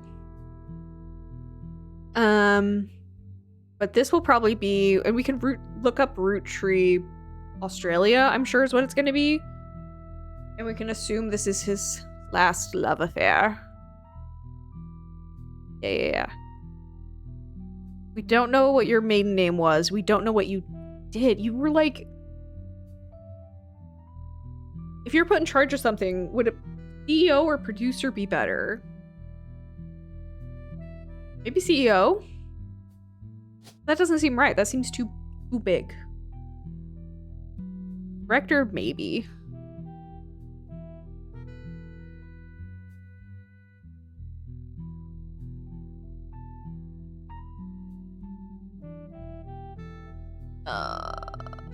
Wait, what did I not see?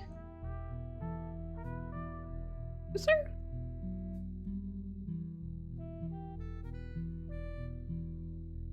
Screaming outside.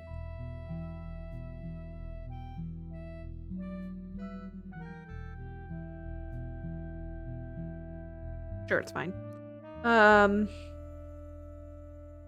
so maybe it is. It's either director or CEO. But we don't know her last name. So he's a young Brazilian newscaster with a bit of a cult following. The discourse surrounding him is, to put it in polite terms, lewd. Ew. There's a website about something called... We're not looking that up. Absolutely not. I've read those things. I mean, I haven't read those things. I know of those things. Oh no. It seems that women and some men of a wide variety of ages and writing skill tend to find him worthy of inclusion in their stories. We skimmed some of the tales there and learned that the common thread is that he's currently dating a supermodel named Ashley York.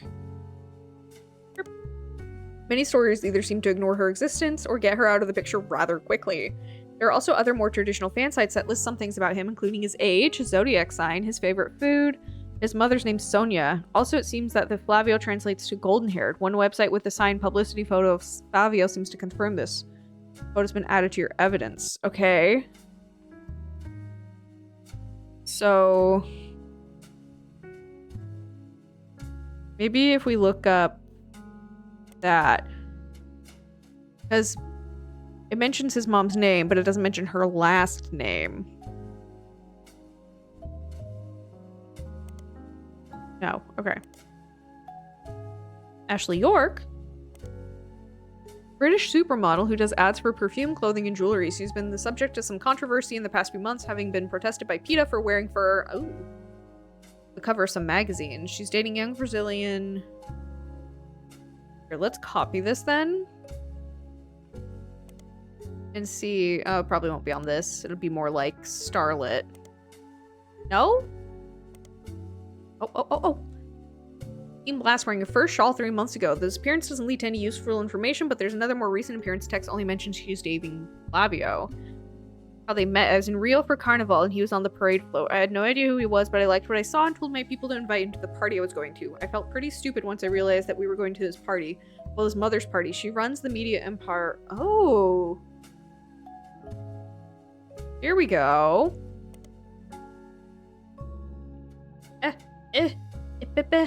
Spider search.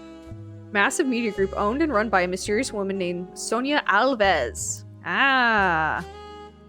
Alves. Much. Common name in Brazil. She shortened her name to Nia to stand out in the public's eyes. There's a setting for that? How have I not? How do you do that? Where do I do this? Is it like in the settings? Am I dumb? Gameplay? Bless you. Thank you so much. Oh, man. Well, good to know. What were we? Here? Yeah. Thank you so much, Belnut. That saves me so much time and energy. So, shortened her name to Nia. According to the history page that's focused on her company in vague, unsearchable details, Nia received a significant inheritance in the 80s, invested it in many different manufacturing businesses in her hometown Brazil. At the same time, she had just begun to learn the ins and outs of running a television network. She continued to work in television until 88 when Brazil began its period of reform. She felt this was the perfect opportunity to launch her own media company, using her investment and connections. Now her company owns television networks, media, blah blah blah. After doing some translating, the page about Nia lists her as unmarried. It does not go into other relationship history. Searching for Nia online stays out of the spotlight. She doesn't even pair as a stakeholder meeting. She sends a proxy. Okay, so potentially, is there a Nia? There is a Nia. And it's not CEO. She's in, what was it? Not manufacturing.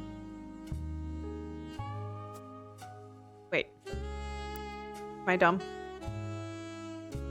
She does manufacturing. It's Sonia.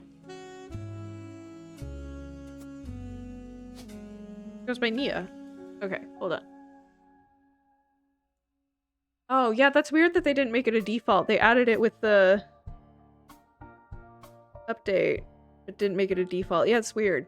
I do like all the updates they're doing. I was watching somebody play the original content a few weeks ago, and even the pictures got updated. Like, some little things, it's like, oh, that just looks better, feels better. Pretty cool. So is she a CEO then? Or is she just in manufacturing? I feel like she's in manufacturing. 1, 2, 3. Oh, do we only have... Oh no, him. 4. Is he a chef or is he a sous chef? Oh, chef.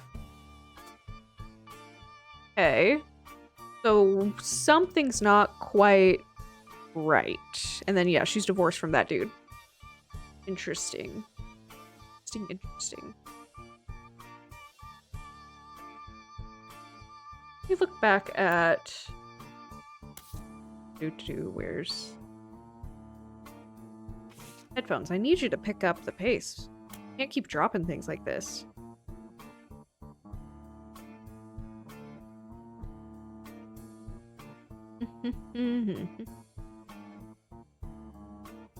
Elizabeth Farrow was Christine's mom. President Zach.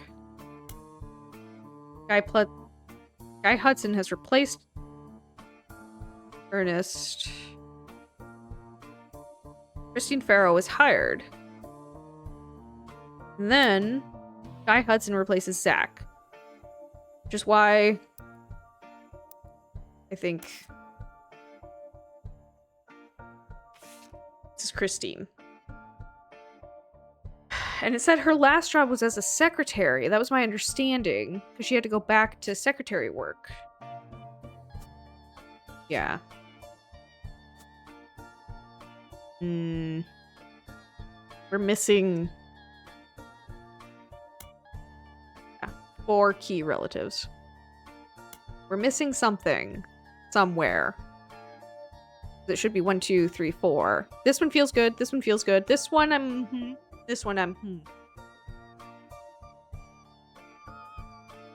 Maybe she's not in manufacturing? Maybe if we look up Nia Alves. Do do do do do da do da do.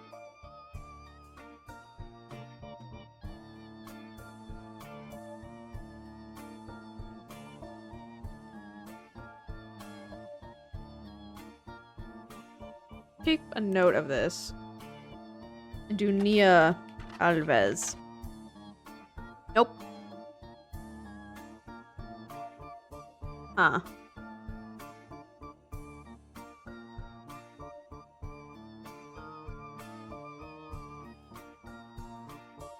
Go back to the periodicals.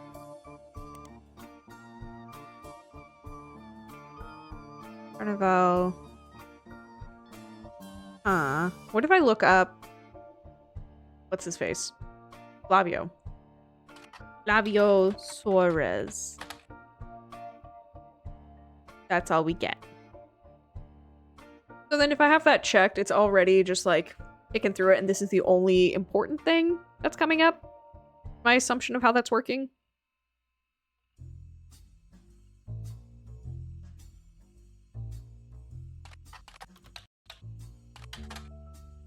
Okay. What else do we take notes on?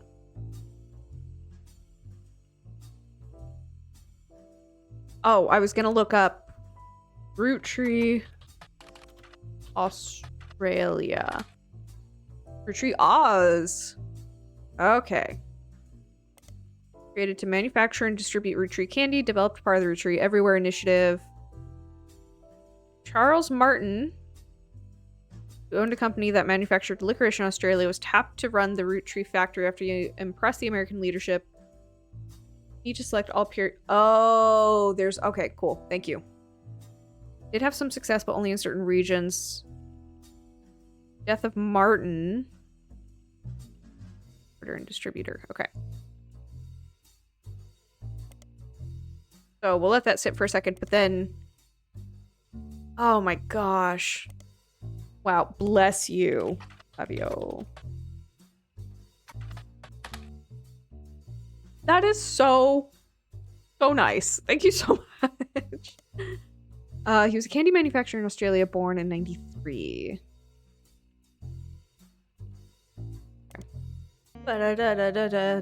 Jazz. More jazz. Okay.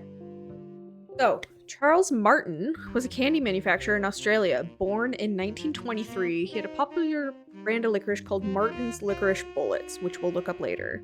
Most of his history is unrelated to Roottrees. However, in 1979, he helped to develop Rootree Oz, used his own wealth to build a new factory, and they distributed the maple treats through the same methods that had already been using for his previous candy venture. A website about Australian commerce mentioned that he had a very unusual business agreement with the main Rootree company in the US, much like how the Clans Trust distributed the profits from the Rootree company bequeathed to Rootree family. Profits of Rootree Oz would be split 50-50 between the American Rootree company and Martin himself for him to do what he wished.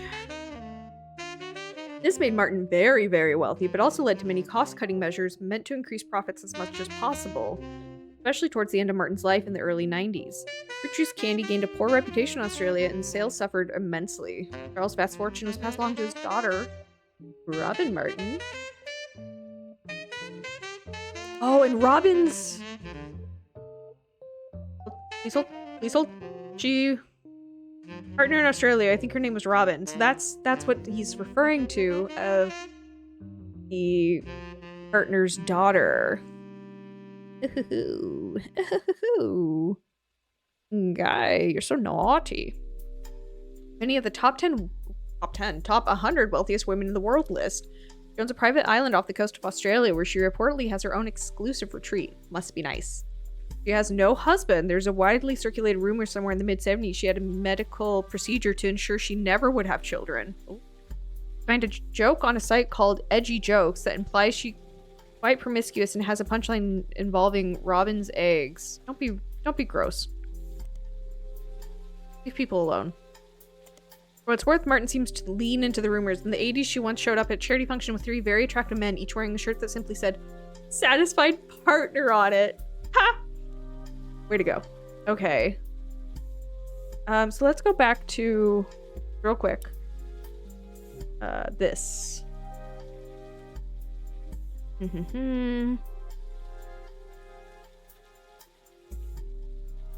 Got the whole truth, including things. So they spent time together. But if she can't have kids, then she won't be on this list. Because this is only for people that have kids. Unless she had a kid and, like, gave it up for adoption. But I don't know about that. I wonder if she's going to be in a periodical then. Because if she's on this list... Look, let's look. Yeah. Here we go. Apparently Robin Martin sold off her father's asset in 92, the year after he died, which, combined with her inheritance, immediately catapulted her to an almost unimaginable level of wealth. The writer at Business Watch who was assigned to report on this news seems to disapprove of this move immensely. While the article does touch on the announcement rolled over my blanket. Article does touch on the announcement of who took over the licorice division as well as what was to become of the maple candy factory. The entire text seems to be dripping with contempt that someone would be willing to dismantle and gut such a successful company to earn a quick buck. The article ends with a dig at Robin's personal life and lack of traditional values, but who am I to judge? Maybe she sold it to ensure a better future for her own children. Oh, wait. Oh, rude. Jeez, people are just awful. Okay. So, but if we do, whoops, if we do this, okay. No, go back. I need this. Look up this. Oh, robin's eggs. I get it. Like a bird. I didn't see that at first.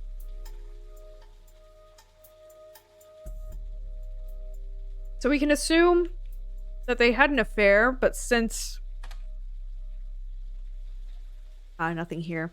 But since they didn't have children, as far as we know, there should be nothing to follow up on. But we can see how they title their Roottrees adventures. Here.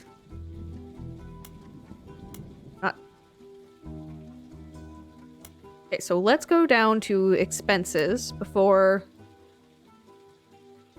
Knox, anniversary bonus. Because this is when we start to see... Here we go. So Roottree China, Roottree France. Australia came first. China, France is the understanding. It's all kind of at the same time. That's going to be a little difficult. So Roottree China.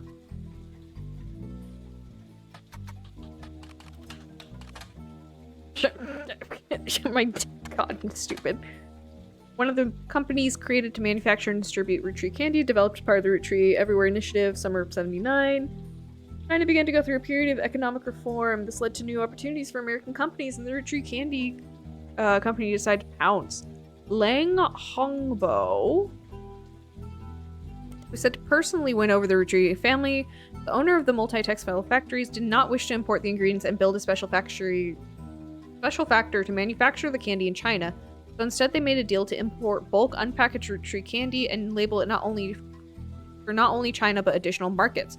Hongbo, who was already in his mid-50s when the deal happened, only had daughters, and his brother Hongyoi took control upon his death. After he died, it passed to the oldest child from the next generation. Okay. Only had daughters. Brother. Highlight. Highlight. Okay. Oh.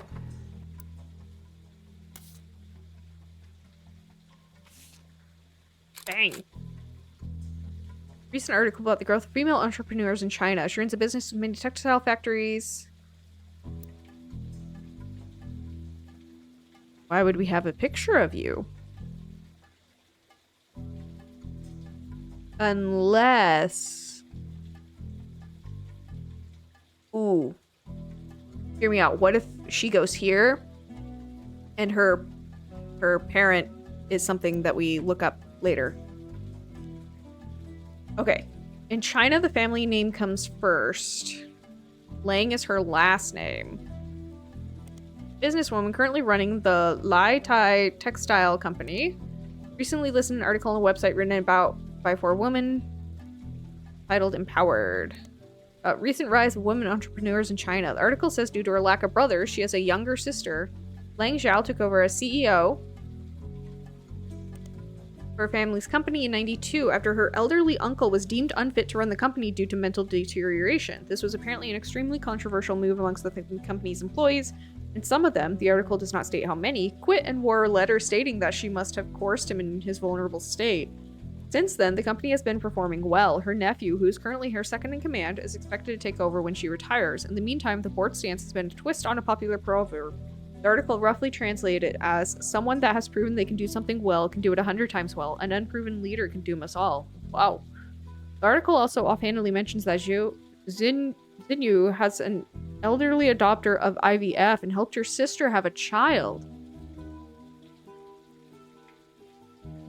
Wait a second. There's an unsourced picture of Xiyun in the article. It says that it's from '92 when she took over. Okay.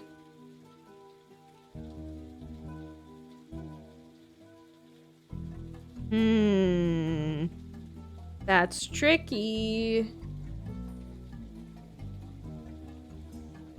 Lang Hongbo. Did she pay to help with IVF, or like she carried, or how does that go? Okay. So let's look up the dad first. Lang Hongbo. Company helped expand the production. Seems very accomplished. Site has quotes from many different reporters, news articles listed on it in nearly every language. It also mentions quite often on websites about Chinese businesses, but their mentions are company focused and not people focused. No information for my investigation. The page contains a very rudimentary leadership timeline with names that prove that the company has been in the Lang family for a long time. Kind of looks like a family tree. It goes back at least 250 years in some form or another. During the period where they began the Roottrees deal, Lang Hongbo in China, was the CEO. He died before the internet was widespread, so there's not much out there other than his name on the website. His younger brother is featured on the history section directly following him. Current CEO is a woman listed as, Xinyu. The site doesn't list her last name, though she does appear in the family tree below Hongbo. Okay, and then there's a couple other companies we have a potential to look up. Okay. There is a section about the brother. Let's look up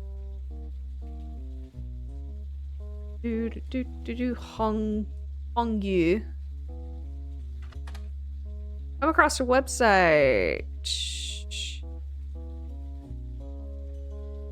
I want this. Okay. I wonder if we look up under periodicals, Lang in separately brings up much fewer results than Lang Tai. Lang Xinyu was even featured in Business Watch in '92. She missed out on Watchman of the Year, but did have a pretty sizable article that mentioned some of her history. She was born in '47, the first of 2 children. Her mother was already in her 30s when she had her and had trouble conceiving a second time until 3 years later. This was her sister. It became clear that her father was not going to have a son to pass the family business down to. This is how Xinyu became involved. Father stayed president of Lang Tai for a very long time, and his daughters grew up and began training them in hopes of one of them would have a son who could take over. One helped him in China, and the other in the US. Neither were given official titles. When he died due to societal dynamics, the business passed on to his male sibling, a young brother. Many in the know knew that this could be a problem. He's not a businessman, not much younger than his brother during this time. Xinyu essentially ran the company at her uncle's consultant. He began to have problems related to dementia, and Xinyu, who had already been running things behind the scenes, performed somewhat of a power play. She stopped working until the result of her absence began to cause problems. Like, then did they admit they needed her? Oh, why did I... Okay, that was all we got out of that anyway. Perfect. Okay.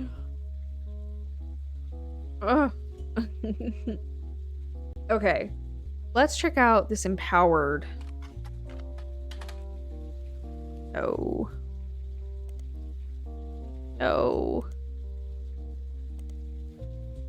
Did it have it listed in here?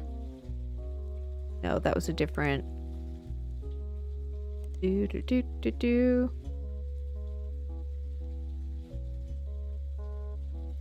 Yeah, I don't think that'll take us anywhere. Okay. So then, go back here. We can look at some of these things. Play on Tranquil and Quilts. The name is ironic considering they're the loudest quilts you've ever seen. The main quilt featured on the website is a flaming unicorn soaring through space with peace symbols all around. Although they were listed on the website for a Lang Tai textile company, they don't seem to have much connection. They import cloth. Okay. Then Piece of Asia. American arm of Lang Tai, located in Pittsburgh. According to the site, Tai in Lang Tai translates to peaceful, so they chose their name in America to match. There are a lot of companies listed here, too many to investigate, as very few of them seem to have any relevance. Pieces of Asia is nearly as accomplished. Offer fabrics and clothes at wholesale prices. You don't spot anything out of the ordinary. Said to be owned by the husband and wife Jerry and Linda Han. Their Chinese names are listed too, and from using an online translator, it seems Jerry is Han. Bleh. Han Junwei, Linda is Lang Xinyao. Okay, so this is the sister. So Lang. Nope. Nope. Then. Yao. That's not helpful. Look in periodicals. Mentioned very briefly an article about in vitro fertilization from 79. Ooh, here we go. Here we go.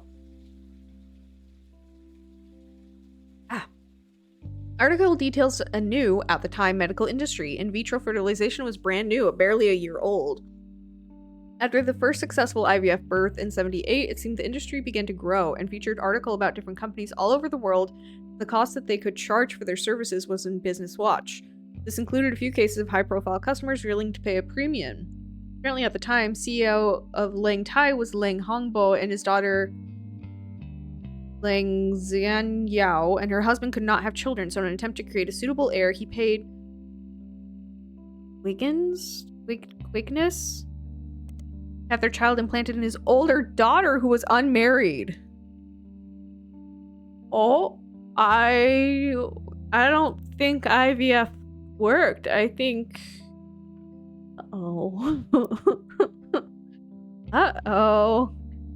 Uh-oh, I'm thinking this happened.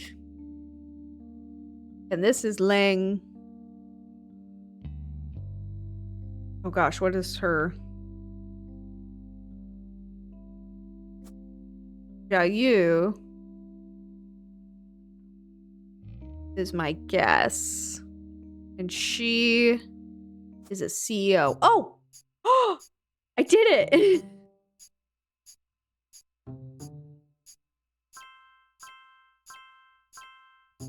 Okay, so something's wrong with Sonia still. But that I was right on that. Cool. So many pictures. Ah! We're getting there, guys.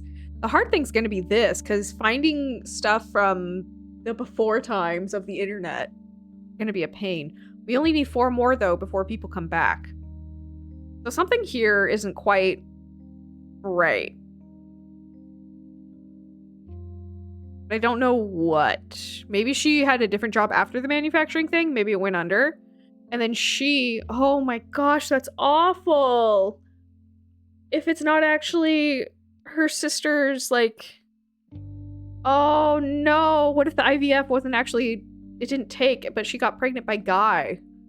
That would be awful. Okay. Quickness. Nope. I just wanted to copy this, please. Thank you.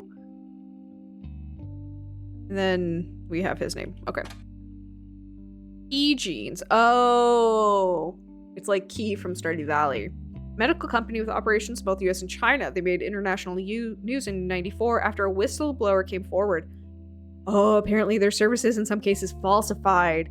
While they did often perform IVF, the whistleblower proved that few of their customers paid for a very different service. An alibi. Oh, the company would claim they performed IVF on someone who was already pregnant to create a cover story for high-profile families who did not want to give up the child but did not want the shame of an unmarried mother. Whistleblower claimed that they had helped to do this at least 6 times, but only provided proof of one case, the daughter of an American politician who was unrelated to the investigation. Shut down soon after both founders reportedly fled to Lebanon. Oh no! Okay. So... How do we... Oh my god, this is totally in a... Hold on. We gotta... China. Oh my god, what is wrong with me? China branch. Where did I put all that? It was under here, I think. Okay. Let's reorder this. This needs to go here. Here. Here. Here. Here. Oh my gosh. I would be so upset. But I'm assuming... Robin. That'll be under the Australian branch. Okay. I'm assuming that the sister knew and was like, hey, I want a kid anyway, I'll take it. Bill branch. Then we have a France. Okay. God, I'm having like so many second guessing about my spelling today. So this needs to go under here. So we can keep it a little bit together. And this is Brazil.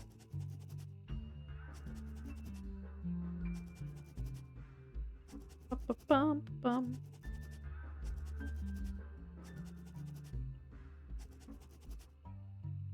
Oh yeah, there's a couple other little things we need to look up.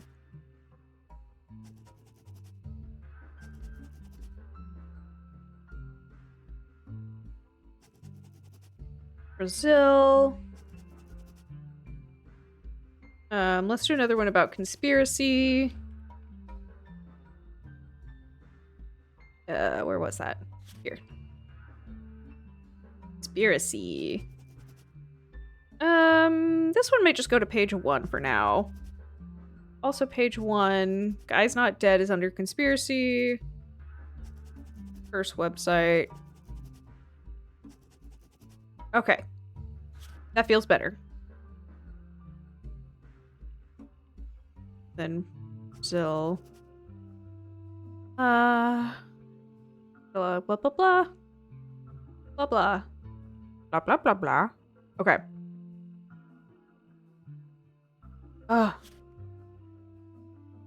So, what if we look up on Junwi? That, and if we go to the periodicals and do a search all. Okay.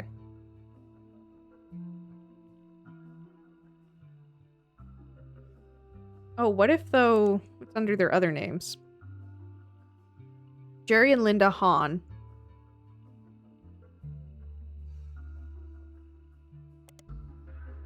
Ah, here we go. Jerry, Linda, and Mark Hahn. Ooh, Mark is probably the kid.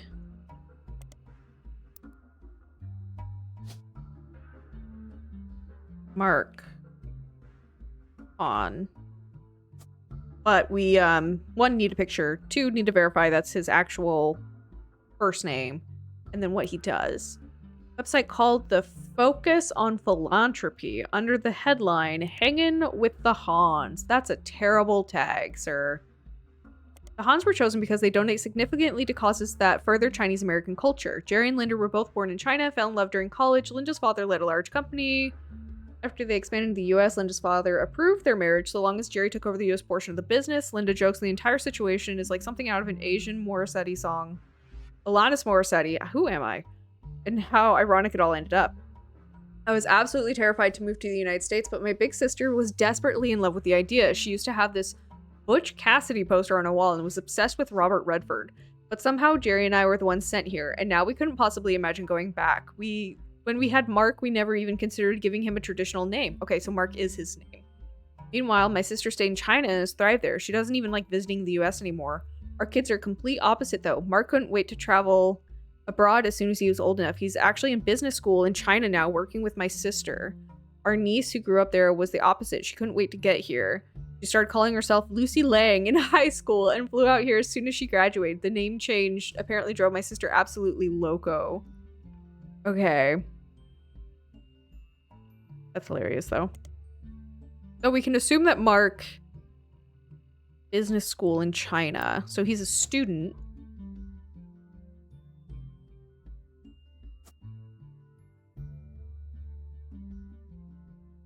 My neighbor's dog is barking, but it's a pug, so I always have to like take a moment to make sure it's not a screaming child. Okay, so we need focus on philanthropy. Oh my god, the screams. Let's search periodicals. No. This one?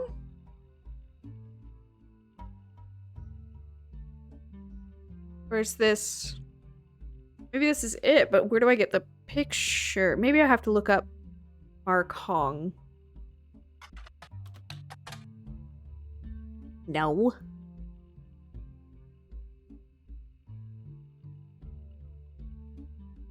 The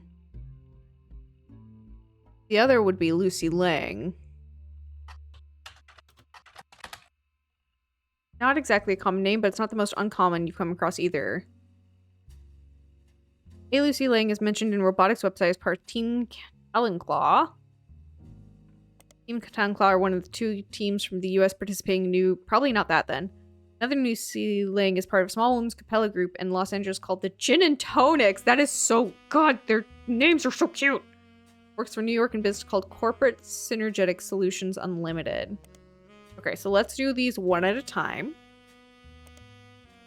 Robotic Club Mid-Eastern University, their robot, also named Talenclaw, has been selected for appearance on the 2nd season of British television's show focused on robot fighting. Small blurb mentions the robot fighting leagues have existed for a few years.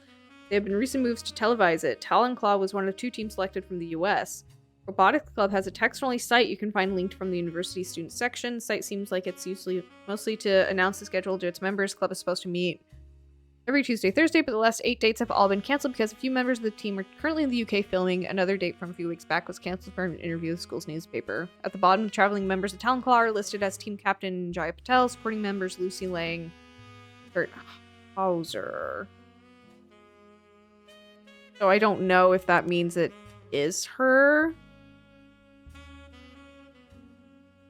Gin and Tonics are a college cappella group outside of Los Angeles, listed as soprano. Doesn't seem to be much else about her other than her name, which she performs as a soloist on a song called Like the Wind. Featured on a CD compilation called Boca. Doesn't seem relevant. Can I search it? Best of College a cappella has existed since '95. Compilation of various a cappella groups from different colleges, often performing covers of popular music. It's pitch perfect. Doesn't appear very relevant to the Roottrees or anyone connected. Nobody has ever done a cover of a song by Jim and Diamond, for example. Maybe someday. Okay. So, maybe not this one? The Wind. Oop. Oh, ooh. Subways of Your Mind by FEX is an early 80s pop song, and it was a #1 hit in many countries, though it peaked at number 6 in the US. It is still played to this day on contemporary stations around the world and is often found on compilation disc of popular music.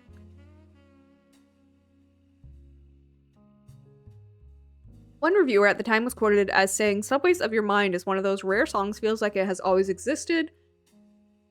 There is just plucked it fully formed from the collective ether. It's hard to imagine a world in which this modern classic won't become a regular part of our audio landscape for the next 100 years. What a sad, empty world that would be." FX has many follow-ups, just popular in European countries, though their continued success was significantly more limited in the US. Their next single, Talking Hands, only reached number 24. We're gonna highlight this because get an achievement for audiophile stuff. Third single, Modern Danger, failed to chart at all due to Subways of Your Mind famously starting with a catchy opening phrase like the wind, and perhaps also due to its somewhat lengthy title, though seeking it out or requesting it often search for like the wind. Many lyric sites and music hosting sites even label it incorrectly, making this mistake even more common. When searching for combinations of like the wind and attempting to narrow it down to result include the Roottrees, you find that an obscure Irish band called U2 once cited both FEX and Jim and Diamond as inspirations. As far as you can tell, neither FEX nor Subways has anything to do with your search. Seeing as U2 is relatively unknown to anyone outside of Dublin, and connection seems to be an odd coincidence. Okay. Then we've got this. Company located in New York City. Lucy Lang is a lead synergy engineer who is listed as being ranked one of the top facilitators in the world by Business Watch magazine. Oh, so we need to look her up. As far as you can tell, CSSU is a company that other companies hire as a consultant to increase productivity. It's unclear the exact services they provide. The site is light on details. There are a few high-profile companies listed on their site as former clients. You recognize their names, but none of them are related to your current station. Okay, so we need to look up Lucy Lang, the periodicals. Because maybe it's not Mark that's supposed to be there. Maybe it's supposed to be Lucy Lang, and I misunderstood. Listed in Business Watch for her work on Corporate Synergetic Solutions Unlimited. She's in an article about consultants that corporations hire to facilitate large international changes. Each person featured in the article has a small bio section, followed by a longer section about where they were chosen. Lucy's bio section mentions she grew up in a small Arkansas town, the oldest of 4 children, and she's only the second person in her family to ever left the state. Since her great-grandparents late relocated in the 1900s, she earned her degree from a prestigious New York college. Started as a junior associate synergy engineer, and in 8 short years has worked her way up the company ladder.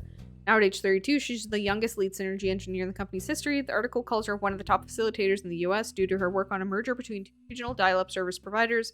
As a direct result of her organizational changes and policies, the new company managed to eliminate over 200 redundant positions. Okay, so I don't think that's her. Oh my goodness. Let's go back to hanging with the Hans. Because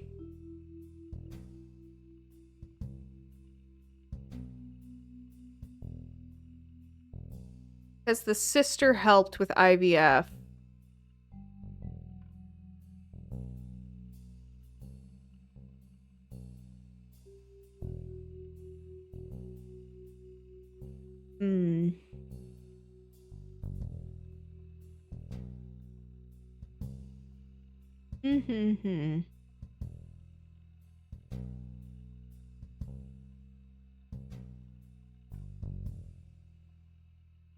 Ugh. Because I'm understanding that the way this works is the sister wanted kids, couldn't have kids. The other sister was like, oh, I'll do IVF to cover up a pregnancy. So that's Mark. How do I get pictures of Mark?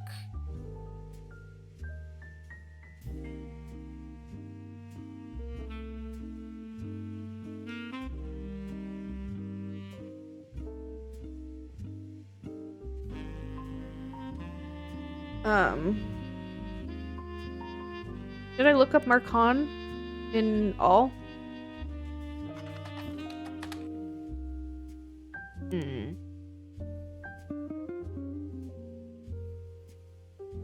Okay. I think I'm a little stuck there right now.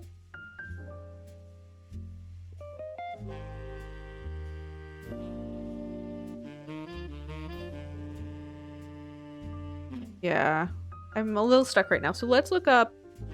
Found the Aussie branch, the China branch, the Brazil branch. Let's do the France.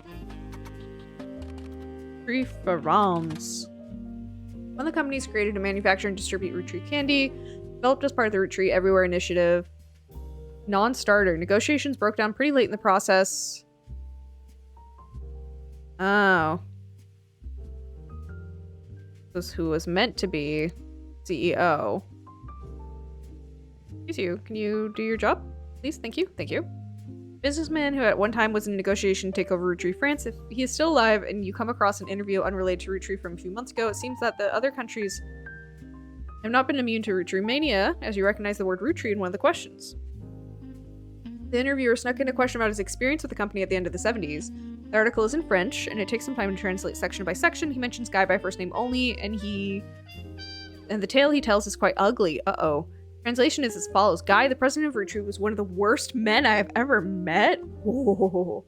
He approached my wife about having an affair, which she refused. He then kept insisting that this was the best way to celebrate the end of our business contract. I don't think he expected her to say no, and I don't think he thought she would tell me what happened. I punched him in the face and refused to attend another meeting with this man. They lost a lot of money on this deal because not only was he a terrible person, but he was also a terrible businessman. When he died shortly after it, I felt like the universe was working things out. I wasn't surprised to learn he had a secret child. He seemed to treat women like collectible pocket monsters. It seems mentioning Pokemon sidetracks the question a bit, and the interviewer never returned to the subject of the Roottrees. Okay. So... Dang. That's France. This is all China stuff. Okay. Dang. Let's take a second.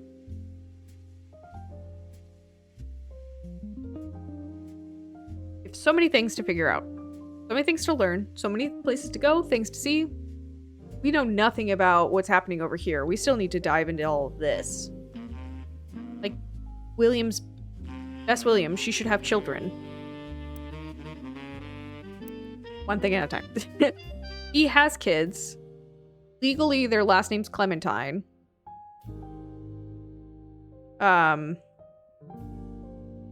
She is Sonia Alves, or Nina Alves. She had manufacturing. She ran television stuff.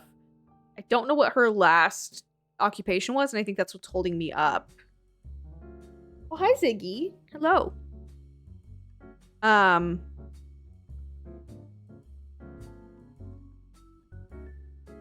then I'm understanding Mark to be the child of her. Cover up the thing.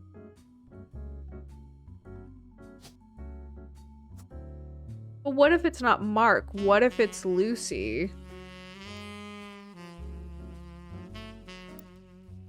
Hold on.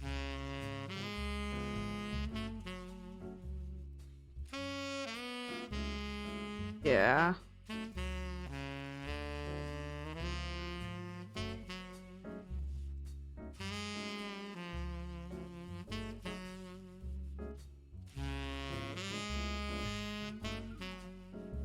Yeah, so Mark should be that. But how do we get a picture of him?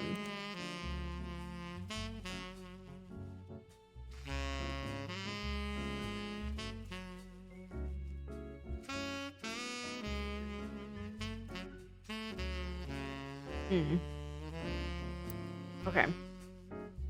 I think that's Mark. Because she was impregnated by key genes to produce an heir.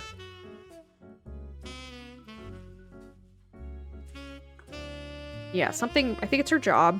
We have no idea who this is yet. No idea. She shows up again, though. And we'll probably recognize her by the flower on her hand. Let's look at Bess Williams. See what else we can get on her.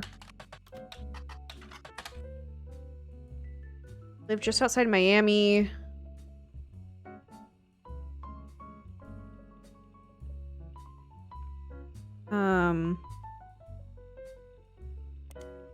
If we look up.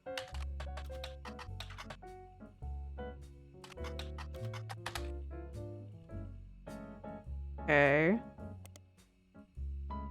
Go here. Huh. Okay. I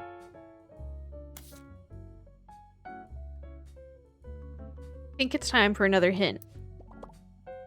Your ducky? Roottrees Brazil broke ground Christmas and you have a photo of guy looking... Yeah.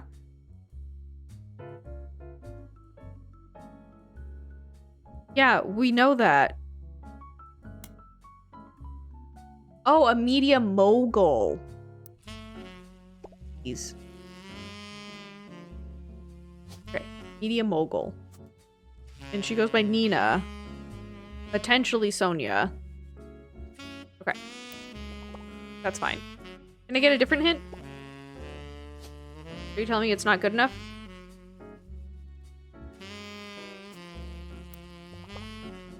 Here we go.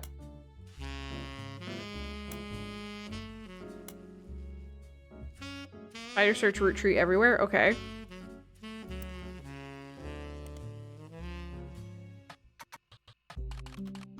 Everywhere. Expansion in the late 70s coincided with some other large changes that the company had mixed success. As far as you can tell, the different companies related to it were formed very different and sometimes haphazard way.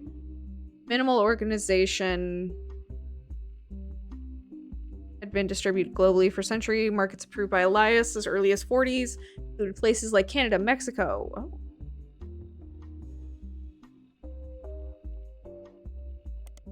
Roottrees everywhere involved Roottrees expansion to other major markets and were associated to be ready for Roottrees for Australia, Brazil, China, France. Each of the countries had an entirely new company formed, mostly by making deals with local distributors and manufacturers. So we have looked all these up. We've started things. We just don't know how they work together. Dun, dun, dun. Okay, so let's look up Roottrees Canada. Rude. Mexico. Okay. That's not leading us to anything.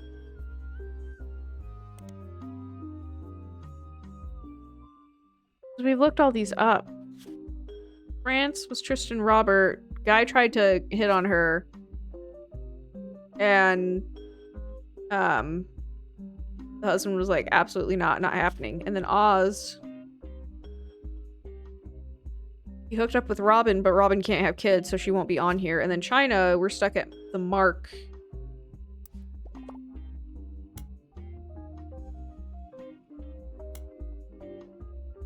Oh. Okay, Team Talon-Claw and then Mid-Eastern University.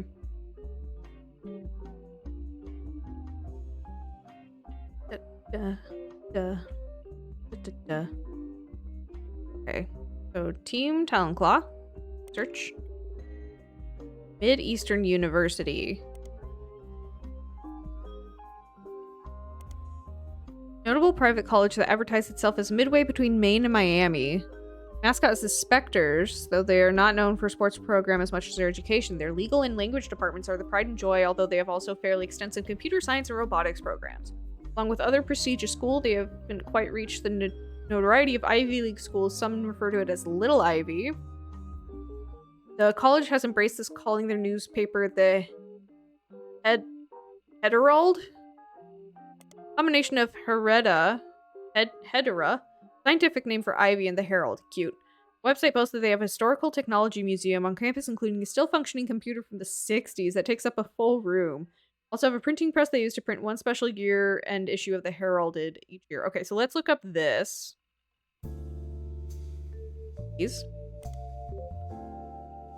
Here we go. Appears to be available in your archive. Great. So if we go here and we look up Lucy Lang. Ooh.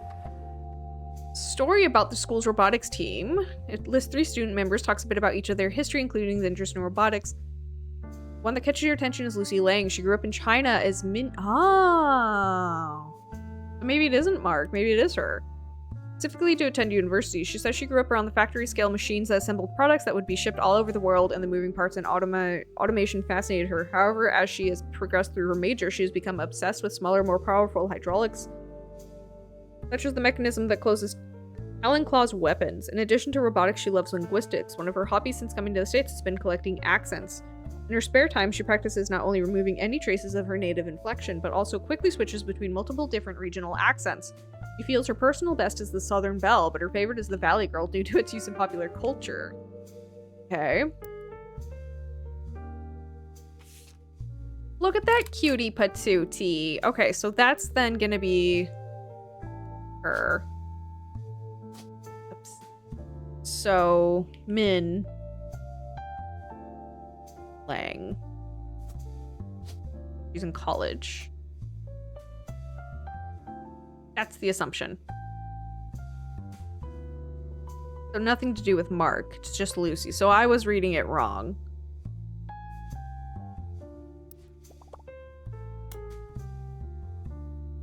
Billy Sims. Who was Billy Sims again?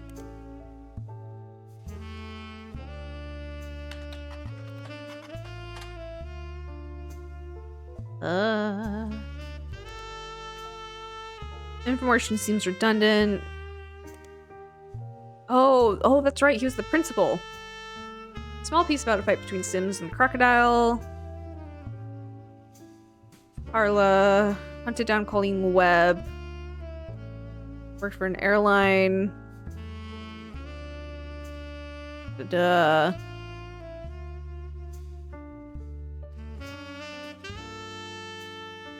There's them both by herself. Yeah, so we got that. Pickle tea. Kind of sleazy, so they're not free to publish a few details that more reputable news publications normally wouldn't. Oh, right, because we hadn't unlocked it at that point.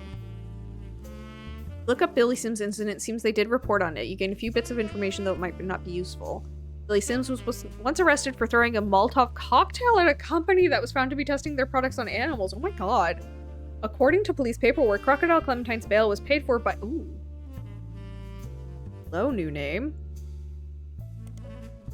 Paid by this person. It was fairly expensive. Picardy interviewed the other students that were at the event to find out if anyone knew anything. Word got around was that Mark Clementine showed up because his daughter, Mary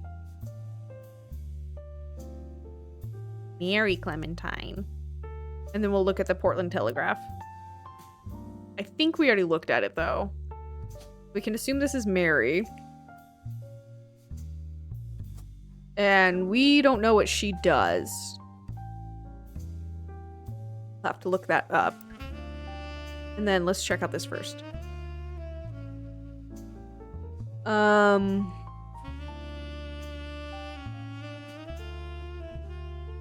Nothing new here. Okay, so let's go back. Let's look up this person. What? Free mails to anyone life that legally changed their name to Tostarita.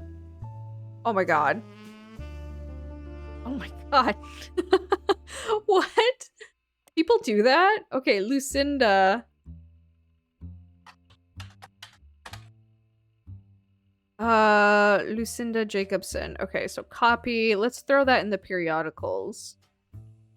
They might be like, this person changed their name. They did it. They did the thing. Oh. Okay, we found some. Wait a second. There's a crime blotter article about Edith Jacobson that also mentions as Helen Roottree and Lucinda Jacobson. That little highlight. 71, she was 18. Edith and her sister Lucinda were arrested for trespassing at Miracle Congregation Church. I'll highlight this. I don't think we've looked that up. Butler County. They were pretending to be church employees in an attempt to get into the room where the church houses their weekly tithings. Church didn't press charges. They were caught by Helen Roottree, who was there at the time while her husband Miracle was away preaching. Helen Roottree was quoted by saying, "Jesus forgives and so do we. Lord works in mysterious ways, and I'm confident he brought these young women to us for a greater purpose." Okay, and Helen? Which Miracle?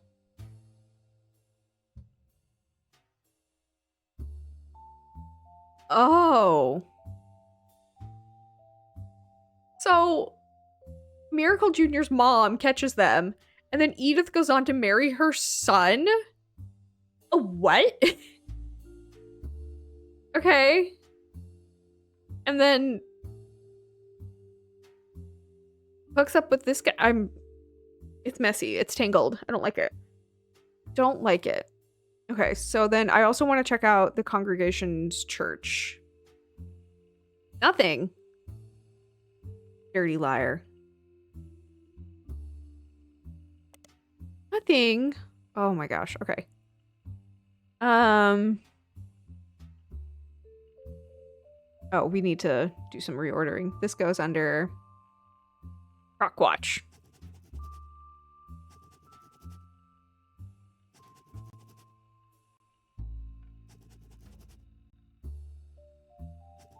Okay, so we got that his daughter is Mary.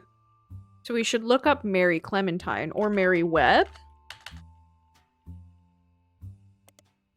They tend to go by their mom's last name. Ah, here we go. Web on the web. Apparently, as a personal travel diary also doubles as an advertisement for a travel agency. There are descriptions of Mary's services, including booking flights and cruises. Almost all of them involve extremely niche audiences. Seems Mary is the #1 agent when it comes to booking spiritual vacations aboard ghost ships and specific hotel rooms that are said to be haunted. I need her services. That would be so much fun. When I went to England, all I did for my free time, I saw like plays in Broadway and like, you know, checked out London and stuff.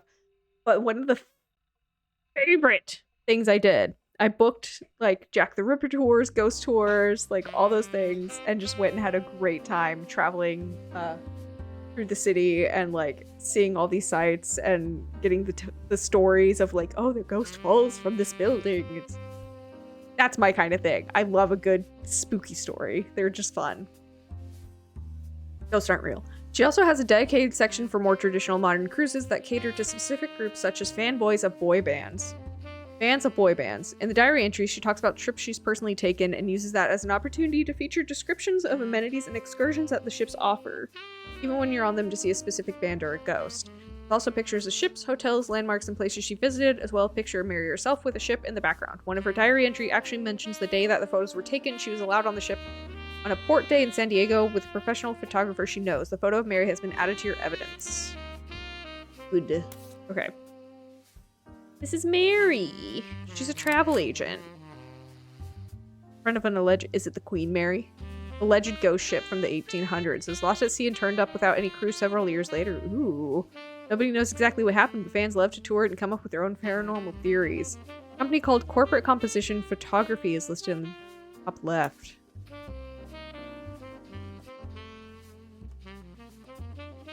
Okay. Where is... Here we are. You and your travel agent. Okay. So we currently potentially have 3.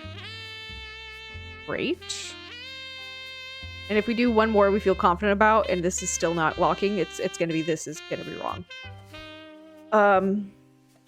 Let's look up corporate composition photography. See if that brings us anything. It's a photography studio that was listed in a few different sites for businesses in San Diego. It seems to have been possible to hire them to take professional quality photos for businesses of all sorts. As far as you can tell, it appears it no longer exists.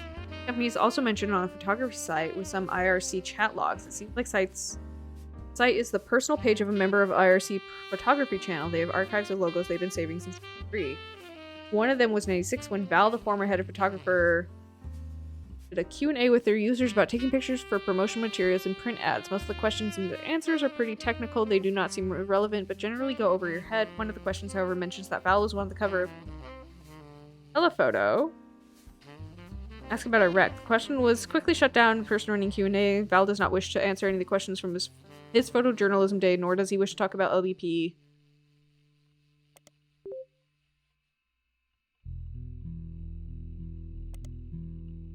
What's your name? Who are you? Let's do... Oh, lagging. Hello? My mouse just went on a journey. Wait, stop it. What are you doing? Mouse. Stop. Why are we lagging? Having problems today. Oop. What? What do you mean? What do you mean? Okay, let's go back then.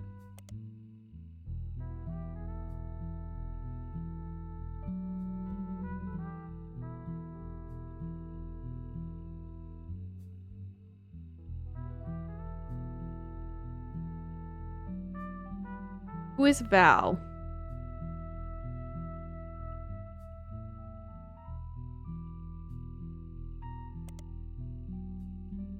The puppy behind me.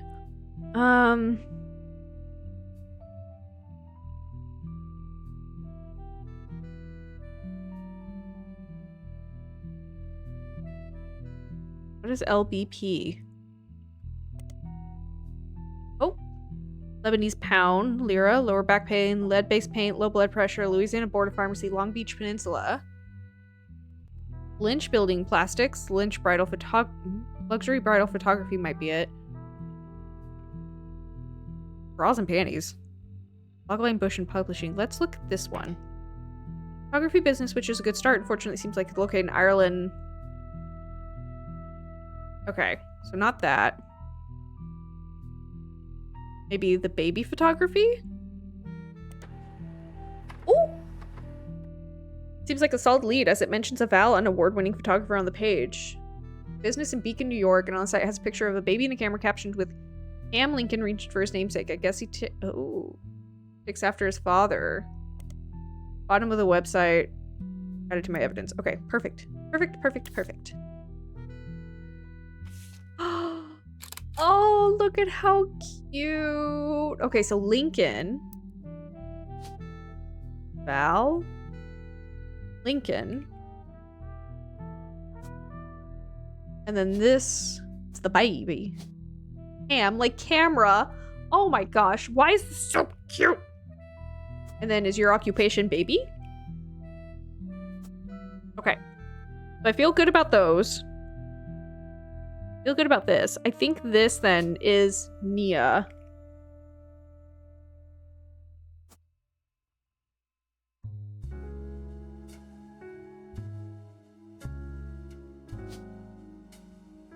Does she do mechanics?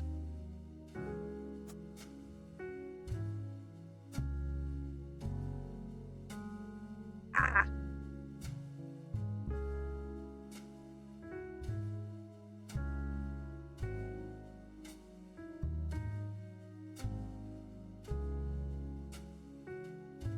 Ugh, my mouse is struggling.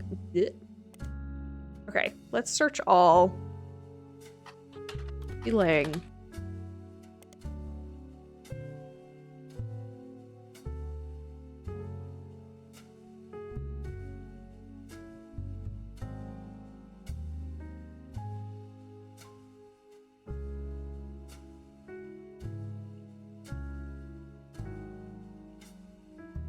So she is a student. A college student.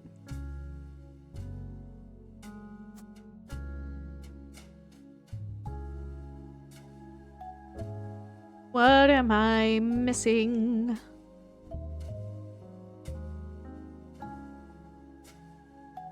Not her last name isn't Webb, as much as she would like it to be. Legally, it's not. Yeah. Clementine.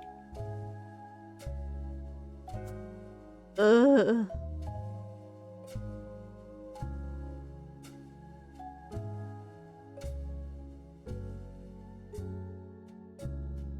I'm missing something. One of those, I feel like it's just something like super, super little and silly. And it shouldn't be mattering so much. But it is. Oh, someone woke up from their nap? Are you ready to play, Ziggy? Hi, baby. Hi, Pop.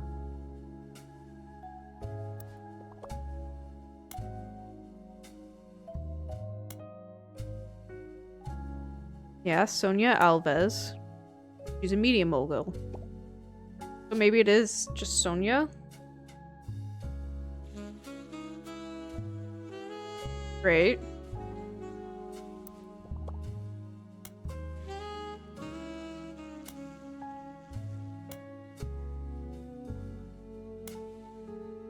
Oh. Oh. Okay.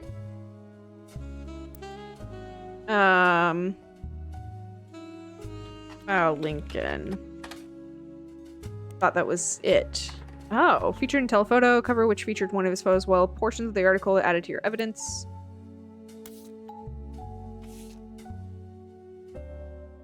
Oh, yes. Photography magazine, 92 issue focused on the photos of Val Lincoln, a desert photographer who went overseas during Desert Storm. He won the Sepia Award for photojournalism, specifically for the photo on the cover. Got a start in high school when he took a photography class because, in his own words, he couldn't decide what else to do and thought it would be the best career in the world to shoot for Playboy, but he quickly found he had a knack for it and began to skip lunch in his free periods, spend more and more time in the dark room. After graduating, he tried to pivot to landscape photography, but he didn't have a passion for it. I work much better when I'm trying to tell the story of a person or an object. He got lucky when a photographer mentor of his who was going overseas to cover the war decided to take a chance on him. Most people wouldn't call it lucky to go on an active war zone for no pay, but he bought my plane tickets, all my meals, and even pulled some strings so I could rush for my passport. Someone that had never had a real job or even left California, it was hell of a break. Val was only 19 at the time and shot the photo that won him the award the third night he was there. Vicky. Lisa Clementine. Who lost an arm in Operation Desert Saber. According to the article, women were not subject to direct combat and Lisa was in the vehicle at the time. The vehicle had to pull over suddenly. Oh. And the road ahead was partially destroyed and she and a fellow soldier were severely injured by a landmine. Val says I ran into Lisa just after her surgery and took this picture. Then until she shipped out, I kept finding excuses to go back and take more pictures of her. I guess it was fate because that's the photo that won me the award. Got me your magazine, also led to my engagement. Just earlier this week, she agreed to become Miss Lincoln. Oh. Zicky. You're being a butthead. You're Stop being a butthead. I don't know if you guys can hear her. She's whining. So, Mary is over here. This is Lisa. Lisa Lincoln, how cute. And she did military.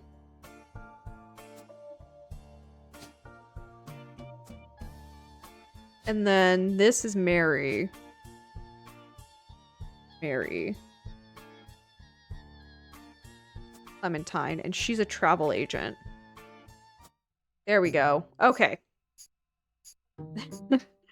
It's that thing if I think I'm getting the right threads, but then I switch up the threads and things get a little weird, and so I have to take a moment to step back. Oh, maybe it's not military is not her last job. Oh! You're both here. It's us. So I just have to say, the work you're doing here is fantastic. Thank you. I'm definitely not taking any hints. So fantastic, in fact. There goes Clark. Always the bad cop. Go ahead. Well, our law firm, Ruby Legal Enterprises, is having trouble keeping up. They're actually begging us to stop submitting new Roottrees. They said it's getting difficult to verify your progress. Well, consider that a good thing. I told Clark you'd get results. She says that like I didn't believe her. Regardless, the bad news is it's going to take 5 potential tree additions before anyone locks in from now on. Oh, no. Good luck. And keep up the good work. You have things for me? You don't have things for... You guys don't have... Ah, I need more information. You guys, come back. Okay, so she might not be military anymore. Oh, this is looking so much better. Thank God. And then we still don't know this. Oh, we're getting so close. So we have 1, 2, 3, 4, 5, 6, 7, 8, 9, 10. We have 10 more to do. Oh my gosh. This is taking me forever. This is difficult. Okay, let's look up Lisa Clementine, or Lisa Webb. Let's look up Lisa Webb. Okay. Lisa Webb. Lisa Lincoln. According to a military website, you find an amputee who lost a limb in Desert Storm, runs a support group for fellow veterans. She makes another appearance that says professor at West Point Military College. She teaches classes that contribute to their environmental engineering major. Her short biography on the staff page mentions that she had a passion for military from a very young age due to erroneously believing that a family member was an Air Force pilot.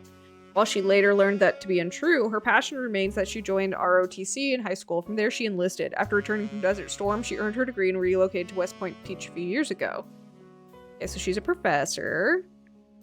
Okay, that's all we get from that. Professor. All the heckin' smarts. Okay. And now we're back to I don't know how to start. Oh, we did pretty good though. I feel like we did stuff. This one was kind of tricky with the whole like back and forth on the names, and then like Media Mogul to me doesn't sound like what she did, but that's fine. Okay, I'm definitely feeling a little stuck.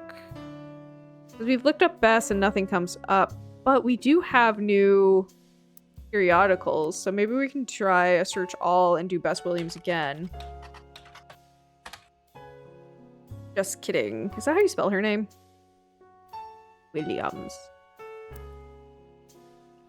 Yeah. And then Elias Roottrees. Watchman of the Year. Yeah. Okay.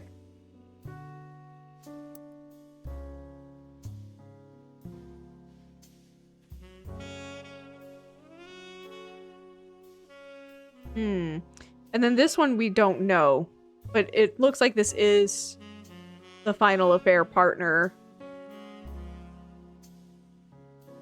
How do we get the information? Also, how wild would it be though if it's not actually an affair partner, if it's somebody from like over here? That'd be crazy. Cray. I'm gonna use the duck. Using it. Should look into the large expenses in the company records. 81 is a lot of money. Didn't I looked these things up. Did I just not spell things correctly? I swear to God, I looked it up because I was like, wow, that was a substantial fund. Mouse, can you chill, bruh?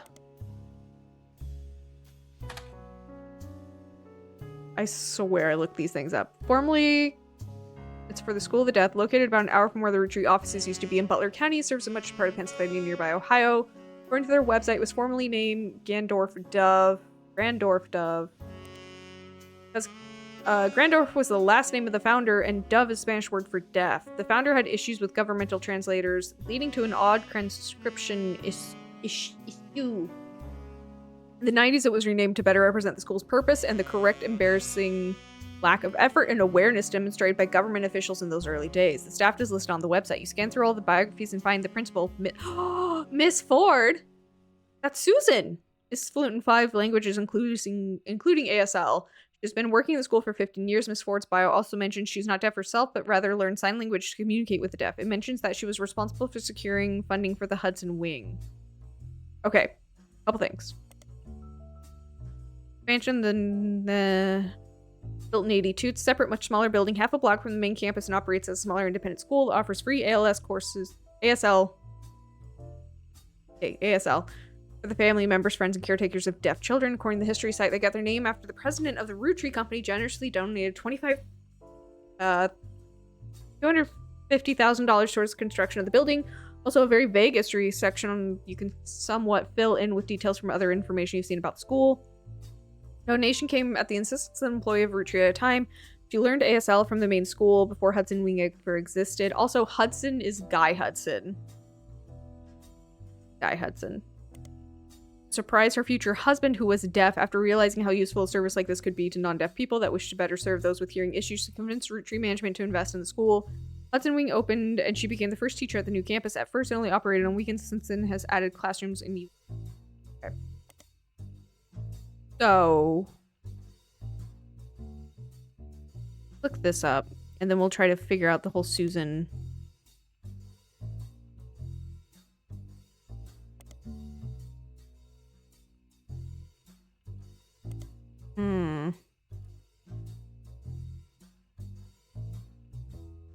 We just look up Grandorf? Okay. So, back in... Oh, these ones. Towards the end. No longer employed in 82. Gets moved to office staff.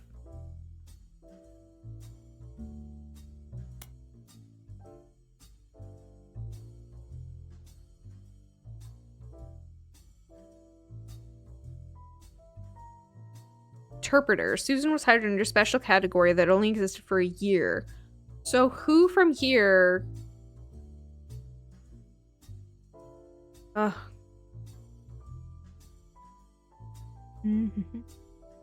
who from here no longer worked there next year? There's so many.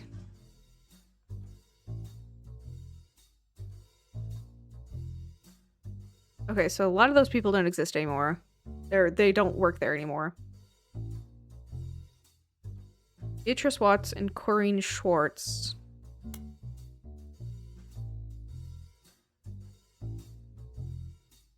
Both of them are no longer employed.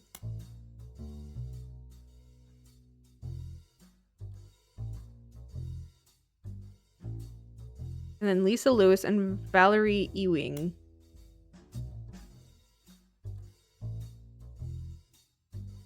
They don't work there either. So how do I...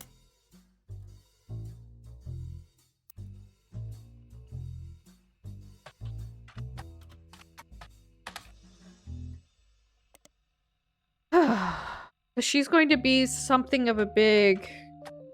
board. It's going to be a big issue. Oh, so sorry. A big deal. For this. Oh, here we go. This might shed some more light. School for the deaf near Butler was regularly listed in articles with local schools. Includes what seems like an endless list of snow cancellations, extracurricular activities, and weekend events that began over 70 years ago and stretched until the last mention in 90s. Among the avalanche of useless information, you almost miraculously discover one useful article. It was at the center of a crime article from 82. It seemed that someone defaced the school and vehicles outside of the brand new Hudson wing of the school. There were multiple broken windows, and one of the teacher's cars was painted in profanities and accusations of infidelity. I think Susan was doing bad things.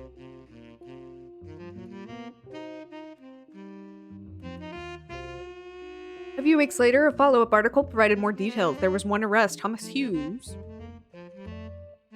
who was coincidentally a former student at the school. Apparently, the destruction came weeks after he got married to the school's newest teacher, Mrs. Hughes. She was not a teacher when he went. He graduated a few years earlier. According to the reporter's investigation into police reports, trials, and restraining orders, Mr. Hughes was convinced that he was not the father of Mrs. Hughes' current pregnancy. Oh. He was released on bail, and the school had agreed not to press criminal charges after an agreement was made to pay for the damages. For the couple to... Oh my gosh. Miss Hughes and the Hudson wing have all avoided further appearances. Okay. So Thomas Hughes... Toby. Rude. We'll go back. Doesn't appear in this periodical. Can you let me highlight the thing? And he just shows up there. Okay. What about a Susan?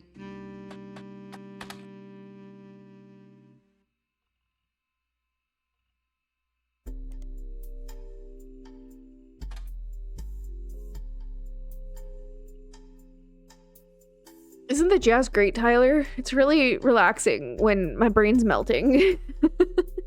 They actually have some really good artists. Really like it. Okay.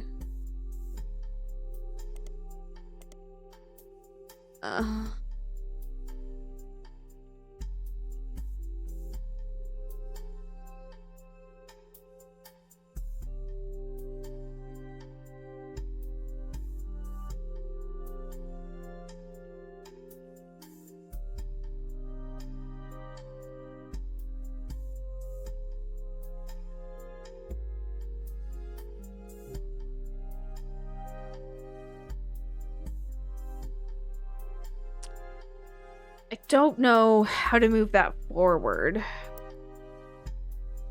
We can assume that this was Thomas.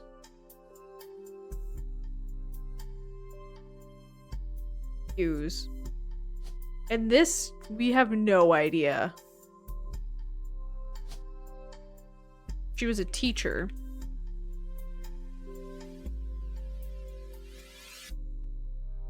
Oh, teacher's not an option. Ah.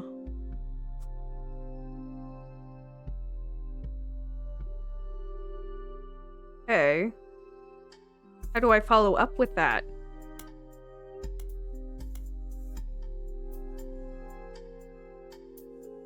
I did that.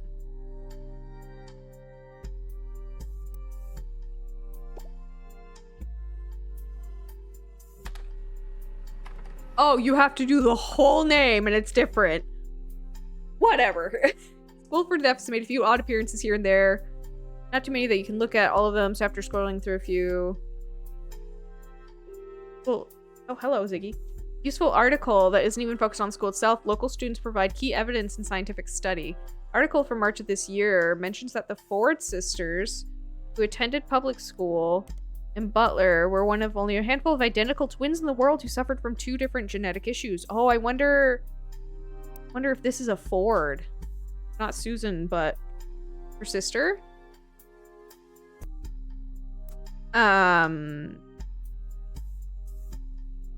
One of them has asthma, the other has a deadly allergy to peanuts. The mother, Miss Susie Ford. Oh, who is principal? Oh, Susan. Essentially. Principal at the nearby Gondorf School for Deaf was originally contacted by researchers looking to identify if there were any sets of twins where one was born deaf and the other was not. While she didn't have any twins attending her school, she asked if her daughters, Melissa and Heather, would be useful, and it turns out they were. She says they couldn't be more different. My youngest, we'll call her that even though it's only about by 15 minutes, is shy but essentially hasn't stopped running from the moment she learned to scamper. Asma has kept her sister off the soccer field, but she's the definition of extrovert and is even performing in a local production of Is There Life After High School later this year. Oh, okay, so Melissa and Heather. Okay. Guys, we're doing things. Asma.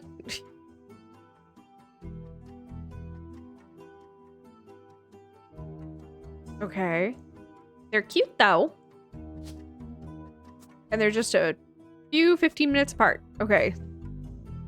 So one is... They're all Fords. No, they're all Hughes, right?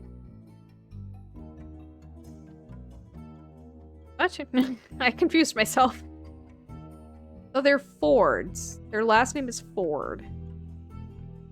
Susie. Their mother.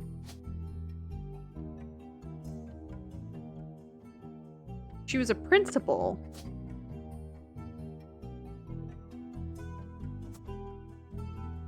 And then a Melissa and Heather. Ford. Let's double check.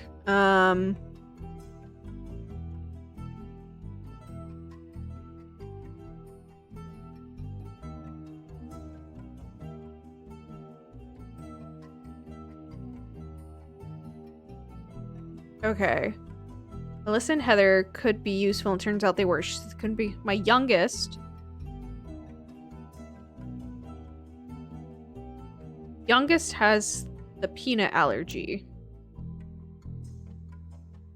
You're the youngest with the peanut allergy. Okay.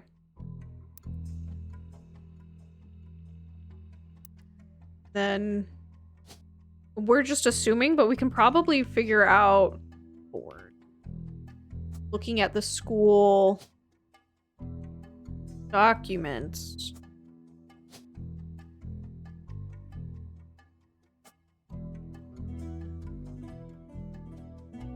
That's a guess. And that would be 1, 2, 3, 4. So we potentially need one more. We've got that.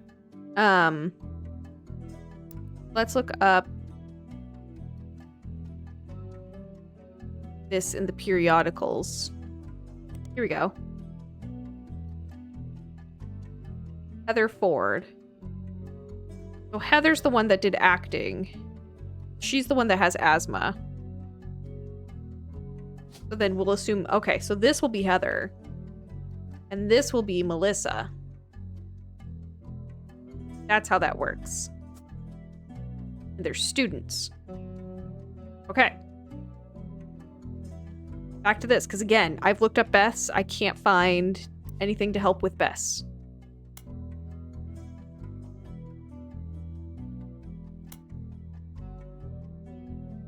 So, is it like the Miami Mercury? Or the Mercury? Is that what they're going for here? Okay, so we've got this. And then... oh, here we go.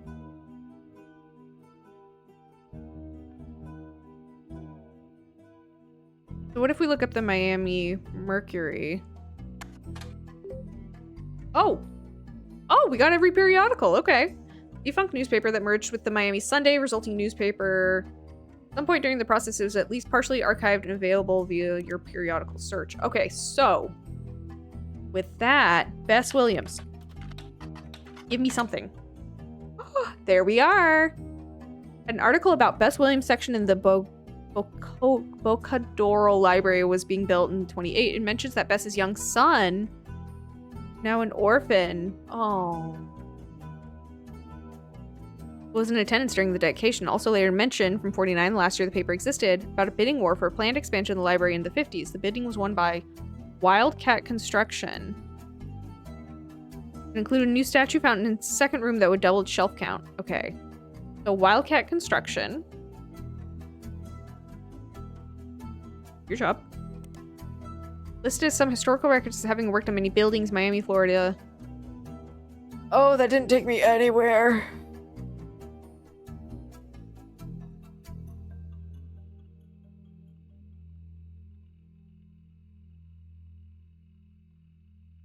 I wonder if maybe it shows up in a periodical. Here we go. Mentioned once in an article you've already seen about the expansion of the library. It was also mentioned earlier in 47 under the headline Constructing a Better World. Frank Wildcat Williams left Florida in 41, a construction worker and returned a hero. He won the Navy Cross for his bravery and sacrifice, having carried a fellow soldier to safety under heavy Nazi fire. Now he and his wife Ophelia are carrying his fellow soldiers through tough times at home. Wildcat Construction is Frank's company focused on creating opportunity for soldiers finding difficulty getting back to normal. Ophelia has handled outreach to the wives of local veterans who are able to provide insight into their husband's needs and conditions. She has, though such outreach, found 13 veterans of war to serve as Frank's employees. The community support has been unending and overwhelmingly positive. Has gotten to the point where if Frank bids on a project, other local companies have decided to step back and let his soldiers handle it.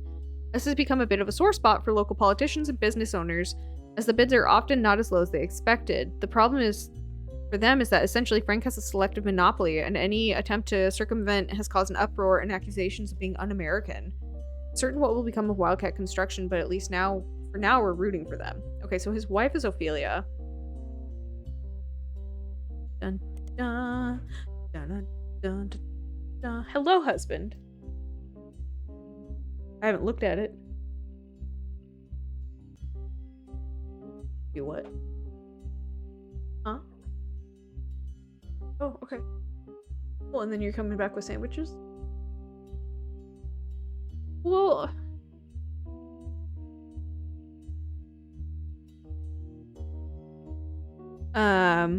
Okay. Let's look up him and see if there's anything... Here we go. Listed a few different military history websites. He's awarded an Navy Cross. Story goes, after being struck in the arm with a bullet, he managed to carry a fellow soldier through enemy territory on his shoulders for over 2 miles. Right, sandwich? It's lunchtime. I'm hungry. I need a meal prep for the week. We're in week 2. We just finished week 2 and I'm dying. I have to show you. Oh, top of my, studio and stuff. I'm also doing stuff for Center for Public Interest Design. I need to address all of these envelopes today. So many. It's like 138 envelopes need to be addressed today, on top of me doing all of my Revit and studio and everything. So the less I have to think about keeping myself fed and alive, happier I'll be. He died in 96, age 74, in a retired community in Sweetwater, Florida. An obituary on the website of a local news channel that was written by his surviving family also sheds light on some of his personal life. He grew up an orphan because his family died in a hurricane when he was very young. Oh, so he's the son. Oh, okay, so this is... What's his nuts? Frank Williams.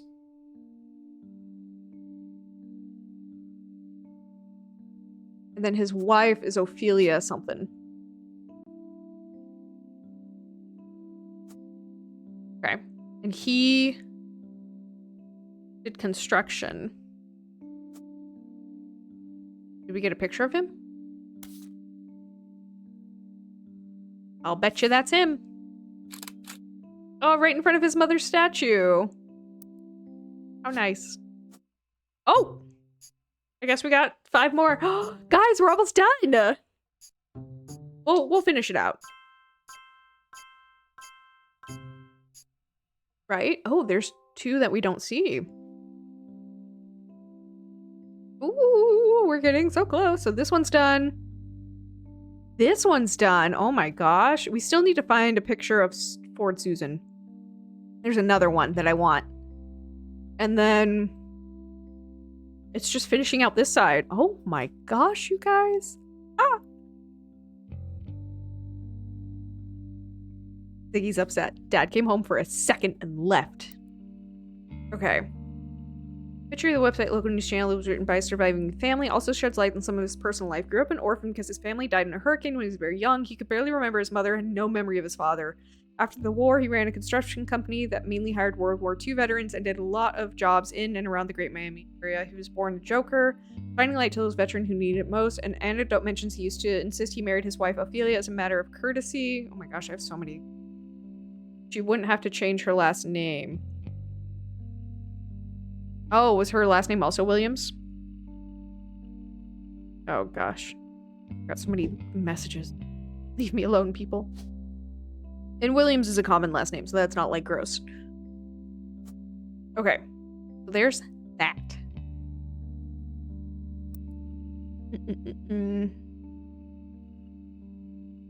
I like here. Photo is attached to Frank in his youth juggling hammers in front of one of his construction sites he was often known to do. According to the article, he's survived by Ophelia as well as his daughters. Barb and Sharon Williams. Beautiful. I want to look up Susan Ford.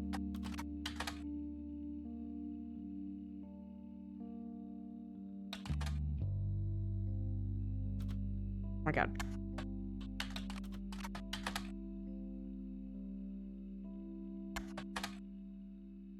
There's gotta be...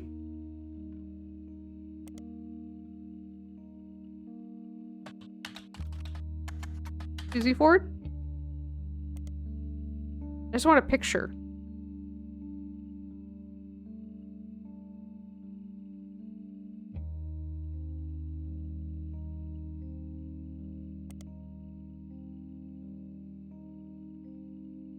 I just want a picture.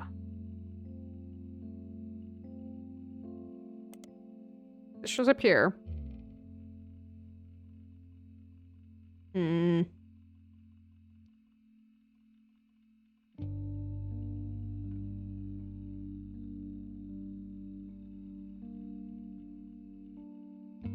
Okay. Might have to just Google that towards the end here. But what we can look up, though, is Barb Williams. Motivational speaker. She has a website that explains services or offer. Her company's address is listed as Coconut Grove, Florida. Okay.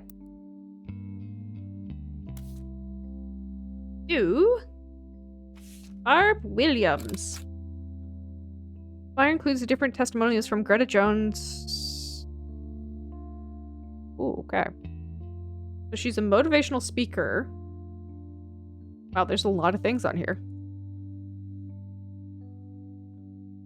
We'll come back to that. The other one was, what was your name? Sharon Williams.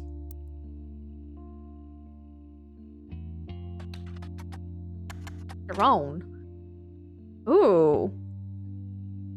We don't know about a Sharon Williams. What about in the periodicals?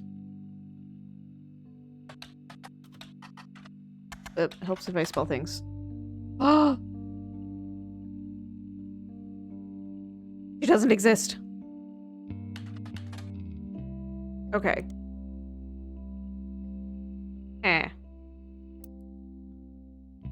Are you saying, oh my god, to the letters? Yeah, I've got some work cut out for me.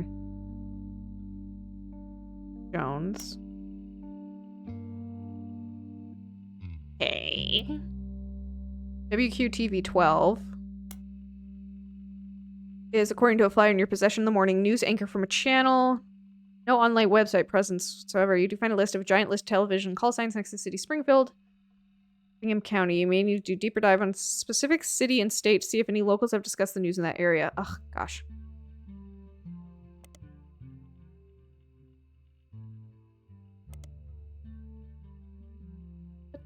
Spider search. 2 different counties in the United States. One in Georgia, the other in Illinois.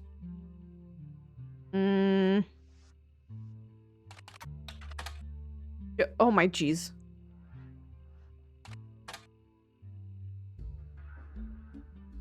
Okay.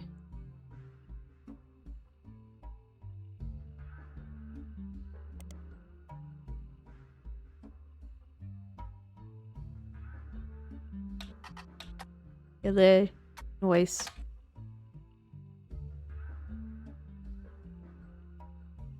Okay. So it's Georgia. Oh my god.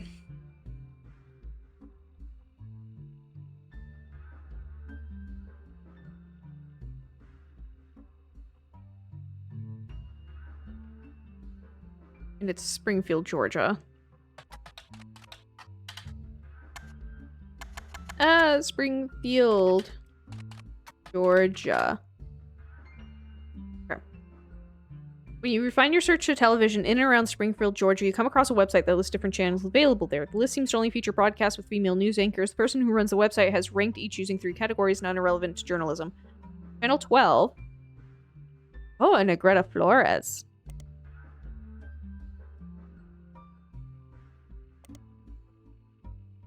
Who are you? Do the thing. Let me do the thing. News anchor apparently used to go by Greta Jones before her divorce. Oh.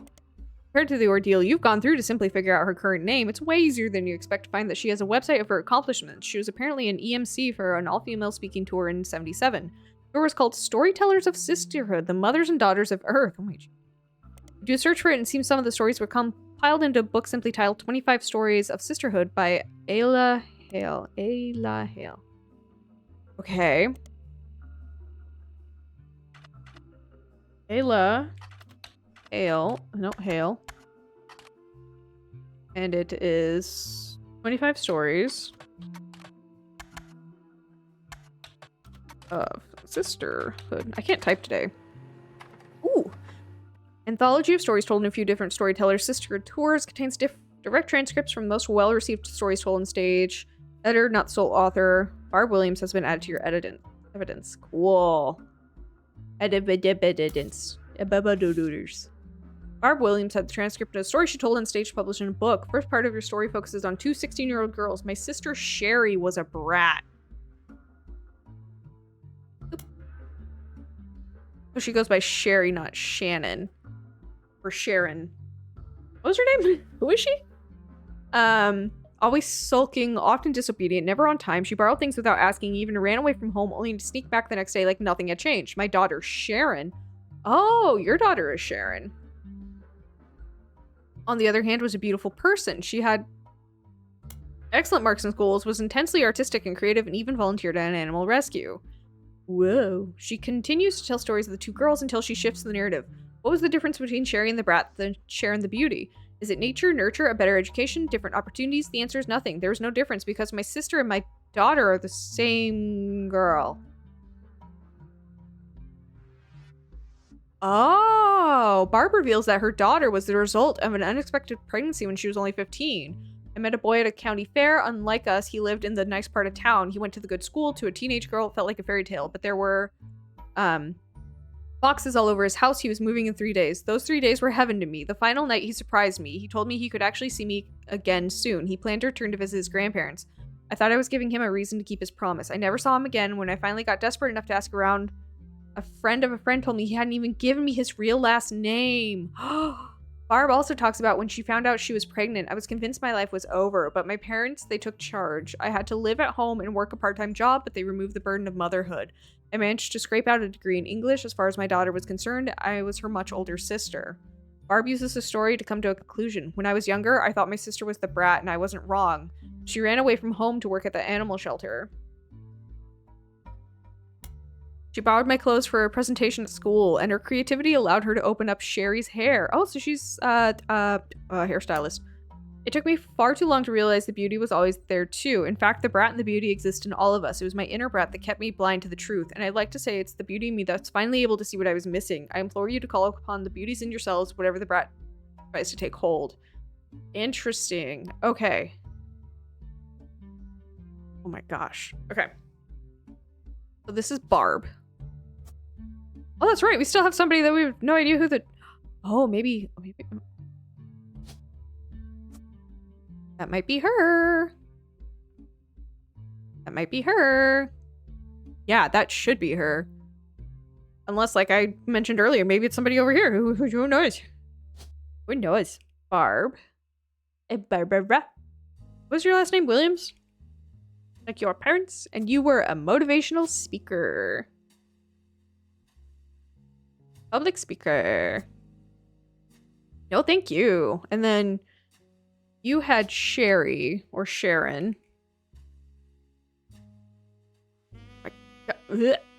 Mouse, figure your life out. You're a Williams. You're a hairdresser, which we'll probably see when we Google your beautiful little... Oh my gosh. Sherry's hair, was that it?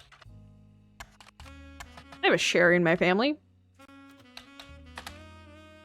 Orlando. The owner of the business is linked as... Oh my god, what the... What last name is this?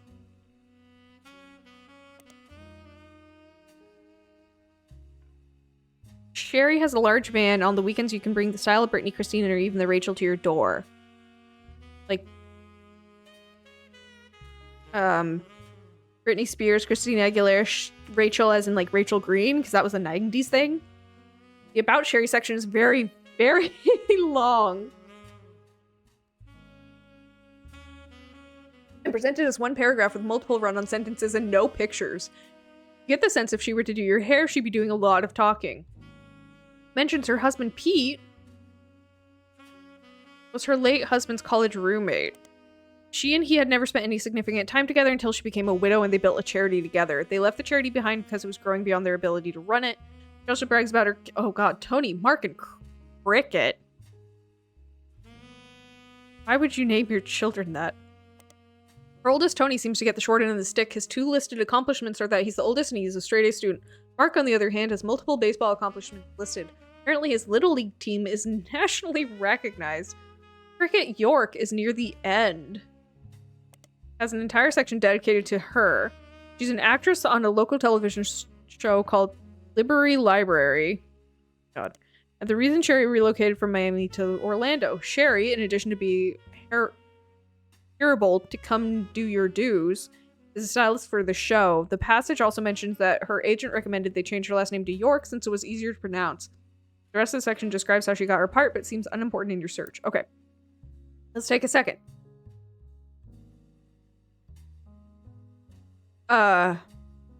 Okay, so Tony. Anthony? Her new husband is Pete. With a terrible last name. This is Cricket. She's also a Yikabikabikagurshker. And then this is Mark. Yikabikabikagurshker. And he does baseball. He's a little league dude. But he's a student. K through 12. She's also a student. Well, she's an actor. Actress.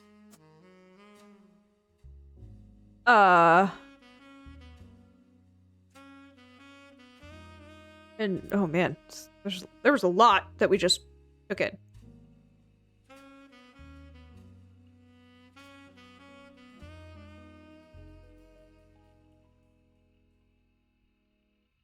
Oldest and straight A student. So there's something more we need to get out of that. But we don't know just yet. We could probably also look her up in the periodicals. Oh, here we go. Liberty Library is a children's show filmed at a studio in Orlando, Florida. It's been on the air since '91. In the show, multiple adults and children interact with different animal puppets in a small town called Liberty. Unlike some of other popular shows involving non-human performers, this one isn't funded by the public. Instead, it's paid for by donations from businesses related to education. This includes textbooks manufacturers like... Oh no. Corithmetic? And companies such as EDU, C82U, and a few well-known publishers of picture books. From what you can find, it's syndicated in a few markets across the southern United States, as in New Hampshire for some reason. Like most other children's entertainment, many of these grew up with it, tend to have fond memories that works in your favor because the show has been documented by a few fan sites. There's even a library we bring, though it only has few entries. Click through the sites in the ring and find that Cricket York joined the cast in '97 at the age of 5 and still listed as current cast member. A picture of Cricket from one of her first episodes has been added to your evidence. Goodness gravy. There. Oh, look at how cute. Little Cricket. Actor. Okay, yeah, so we can assume that this is another picture of her. Oh, she was an interpreter. She was there. Because we are out of other female options other than a potential one here. Okay. Ooh, he's in a National Little League. What's the National Little League? So Mark, whatever his last name is. Copy that. Mark, what? Excuse you. Is it under the periodicals?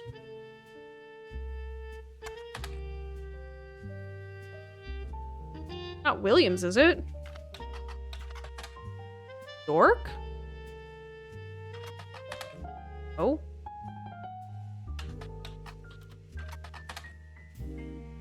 What?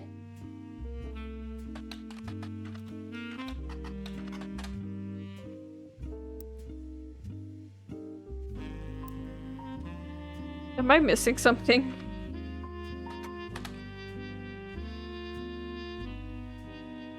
I feel like somebody's playing a dirty little tricksies.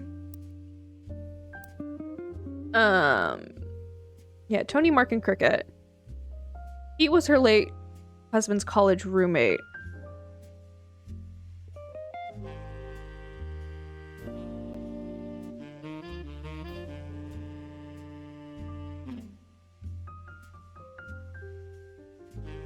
Oh, there's just so many things. But if we Google Sharon Williams, we don't get anything, right? Yeah.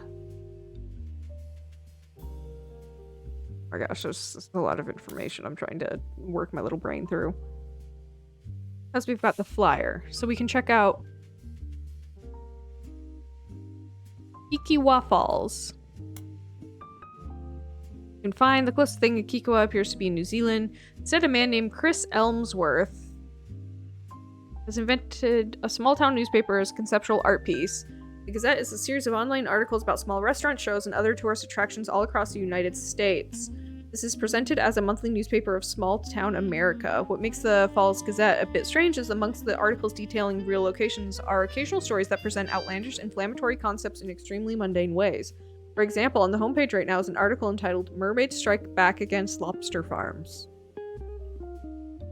Using very dry language, details the ideas that the mermaids in Maine have begun to unionize in support for better benefits. There are no punchlines, and the article is not marked by any different from the rest. Unfortunately, each current issue of the paper is presented on the homepage. There are no archives of... Wait. How exciting. Then he doesn't show up any other way. The internet. And he's not there. Okay. And then we have an Isabel Crosby.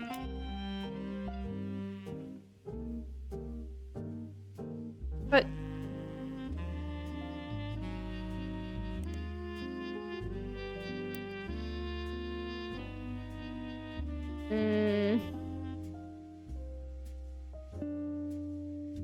Arithmetic. See... Math textbook publishing company. They were in the news last year when their primetime news program did a full comparison of the 4th edition textbooks and their 5th, complaining that the 2 editions seemed remarkably similar, charging almost double for... That's just what they do. Okay, that's still a very common thing of, we updated a page, pay us $1 bajillion. News program announced between the 2 books there were only 16 total changes. Yep, the most notable was that the cover was changed from a picture of a water droplet creating concentric rings on a lake to a close-up of a feather. The other 15 were all instances of changing 4th to 5th. It even led to a geometry problem where the book asked students to calculate the 5th side of a rectangle. Nobody associated with core arithmetic seems to be related to your search. Fine.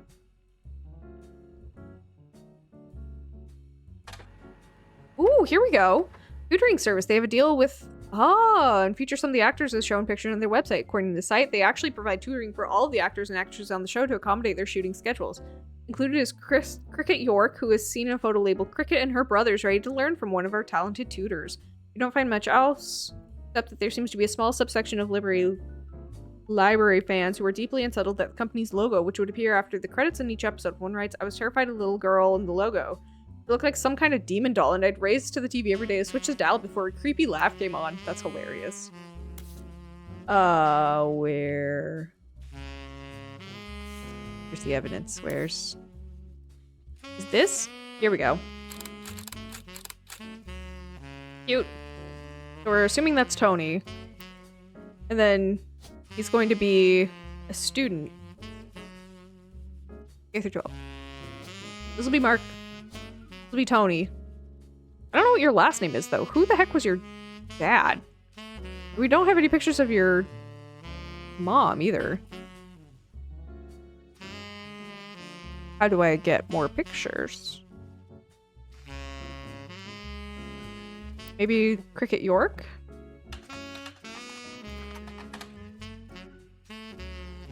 No.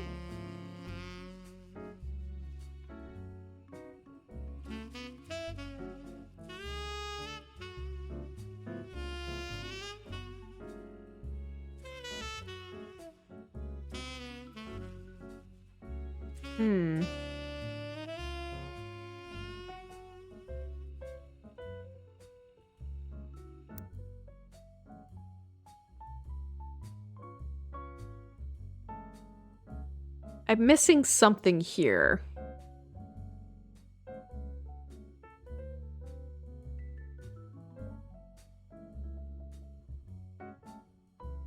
Like a game for him or something.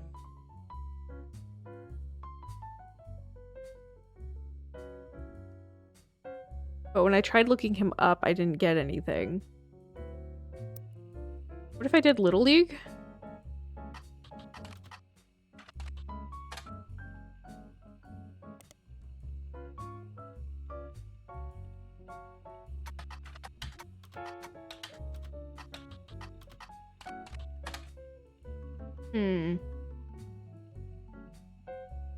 Because he's in a national Little League thing.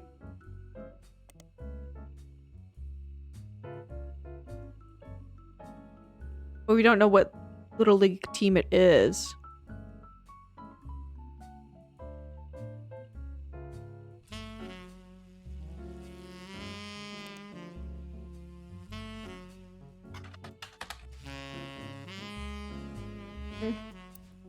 Taking a duck.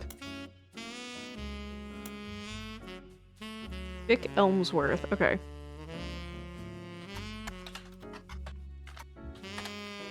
According to his own personal page, he's apparently one of 3 brothers. All 3 of them are contributors to a newspaper called The Gazette. He tends to focus on southeastern United States. All the articles he's written are archived on his site, including the long-form version of the review for Barb's Williams' motivational show. Seen her talk more than once. On this particular occasion, Barb's talk was at a very large church, and it was clear she was an expert at matching the presentations of her concepts to any particular crowd because she received a standing ovation. Barb started with a story about loss, specifically the loss of bicyclists who had been hit by a car. She spoke about the death of any person as a darkness in their loved ones, a cold, empty void that begins to creep into space where once was light. Because the light can never be returned exactly how it once was, she says the only option is to nurture new sources of light to help fight back the darkness.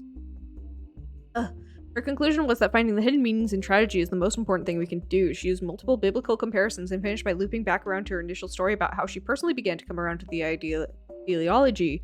The biker who died was her son-in-law.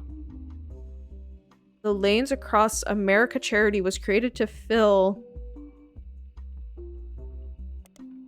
the newfound darkness her daughter experienced. It was charity and the light that began to fill the void. Okay, so this is how we figure out who the husband was. Ooh, here we go. Charity focused on adding bike lanes to major cities. Pages and pages, new articles, mentions, similar summary. Drew Smith. Drew was biking home from work when he was hit by a car each year since. Offers Miami. Charity began.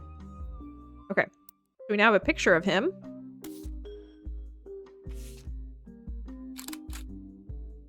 Okay. They cropped out Sherry. That's just rude. Okay, so this is Drew Smith. Drew Smith.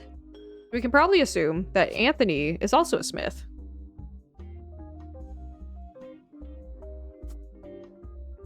And then Andrew Smith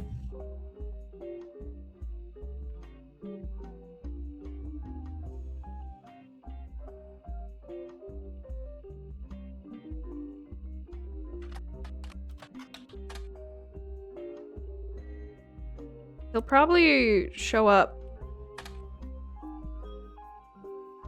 What do you mean?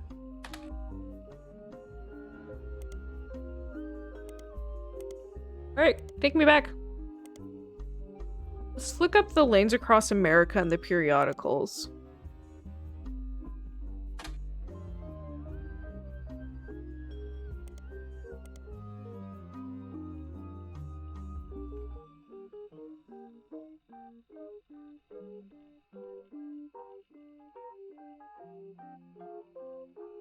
But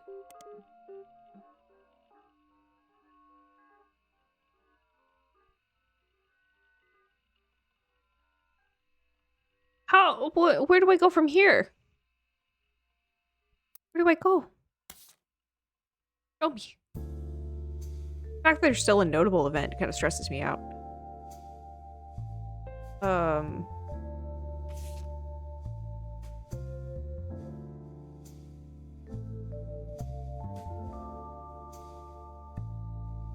Can we look this up?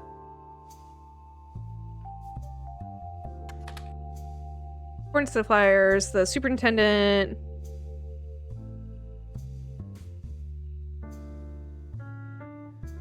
Oh. That's not helpful?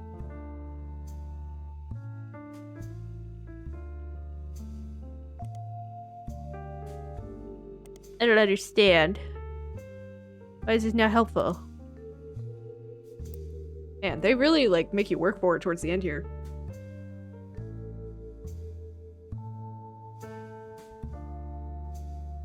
Okay.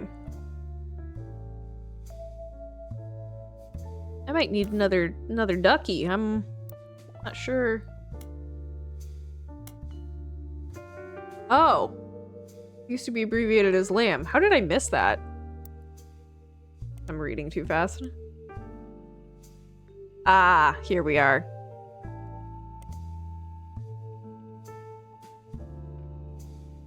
Oh,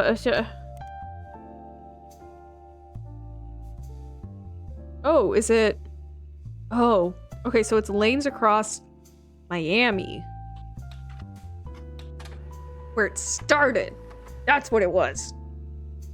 Lanes across Miami does narrow down the pages. Founded in 87, came LAA in 94, by Sharon Smith after the death of her husband. Stepped down.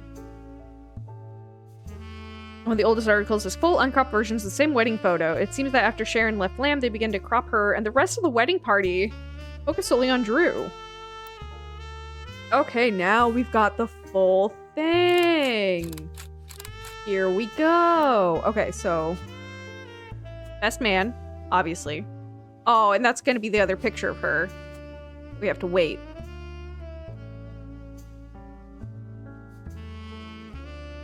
Oh? What's wrong? Public speaker, hairdresser. She's an actor. Student. What am I? Who's wrong?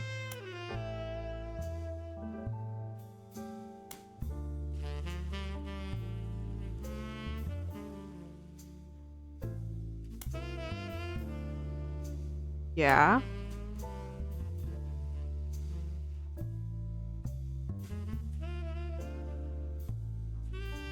Yeah. I'm sorry, what part of this am I wrong about? Maybe he's an athlete? Not a pro athlete. Just does the athleting.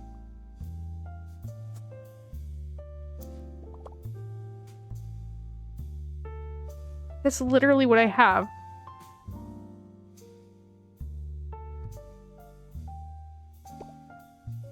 Can you give me something different? I looked up Anthony Smith? I'm just curious.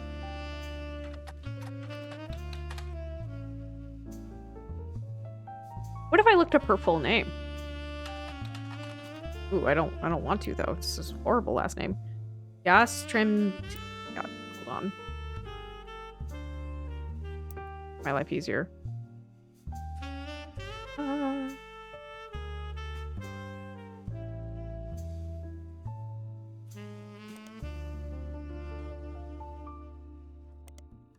Horrible name for a child. I would hate to be named Cricket.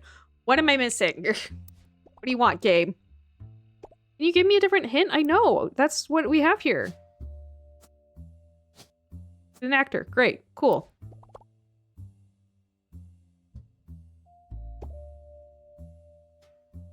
Help. I don't think they're old enough to... I think they're still kids.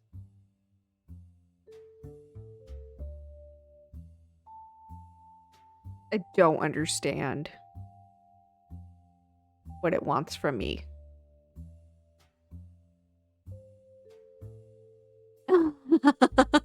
No, we're not talking about Revit. Go away. I don't want to. No, we're not looking at it. That'll be a later thing. I was deleting like all of my stuff last night because I have to, with the codes, I have to completely redo everything. So I haven't even looked at it, and I was telling my other classmate, I've got like 138 envelopes to address for CPID today, and it's just so much going on. I'm overwhelmed. I have to make food, I have to do laundry, I have to clean my house. But if you're with Chelsea and everybody, tell them I say hi. I'm almost done with this game. I wanted to finish it and not have like a weird like 20-minute video. How long are you guys hanging out there, do you think? I wouldn't mind coming to say hi.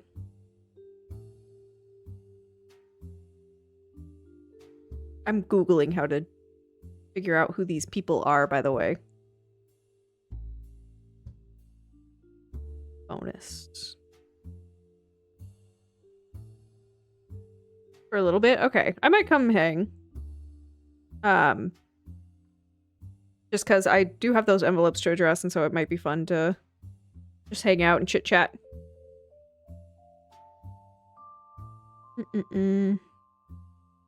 Bonus chapter... What's the one ending I want? Bonus chapter solutions? Walkthrough? Walkthrough might be better. Wow, some of these images, so funny to see them. They're so old. Wait. Oh, okay. I'm just wrong in the placement of everything. Oh. Okay, y'all. So it's going backwards, which doesn't make sense at all. Because it should be going forwards. Cricket's the... I don't... Okay, whatever. So this is going to be Andrew. Smith. Wait. Maybe him. This is going to be what's-his-nuts. Peter. Yakakoboligaliskly. I can't word good. Okay, so what I've got wrong... These need to scoot. She needs to come down here. Which is so annoying. It makes sense though why there's another photo of her. So this is actually going to be him. This is going to be... Mark. Marky Mark. And these are Smiths. They're not...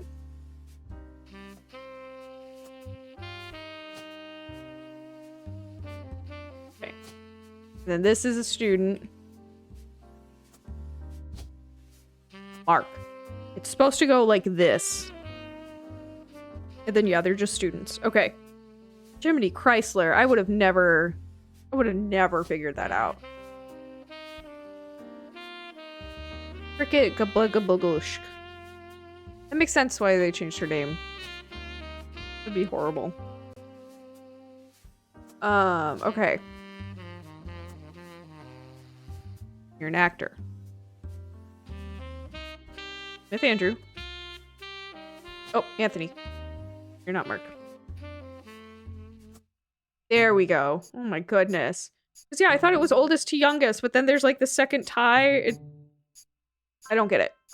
I went the wrong way.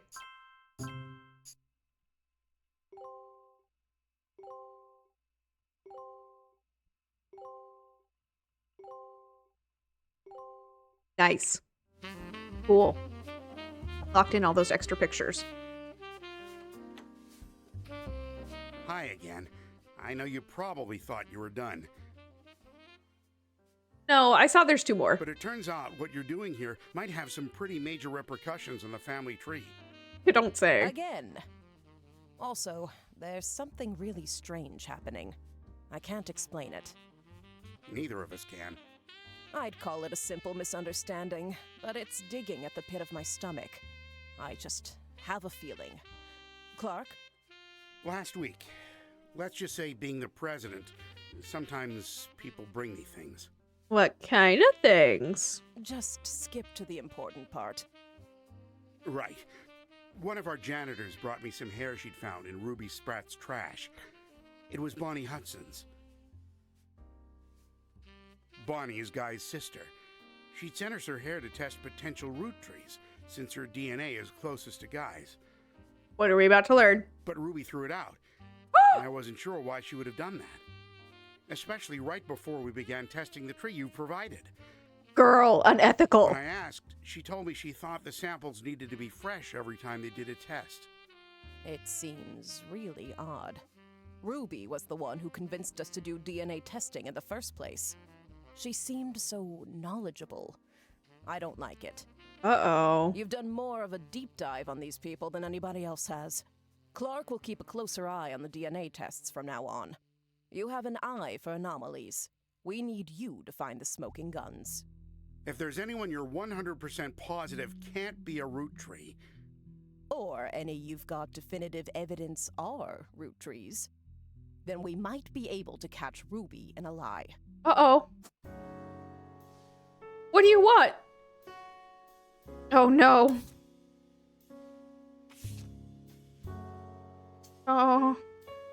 With the suspicion of Ruby Spratt, it's possible that some of her behaviors in the past have also been cast into doubt. A new section of the tree has been added for you to fill in. Oh, no. Oh, no. How? No. Oh. Oh. Okay, first off. That's her. That's her. Very important. So he is a root tree.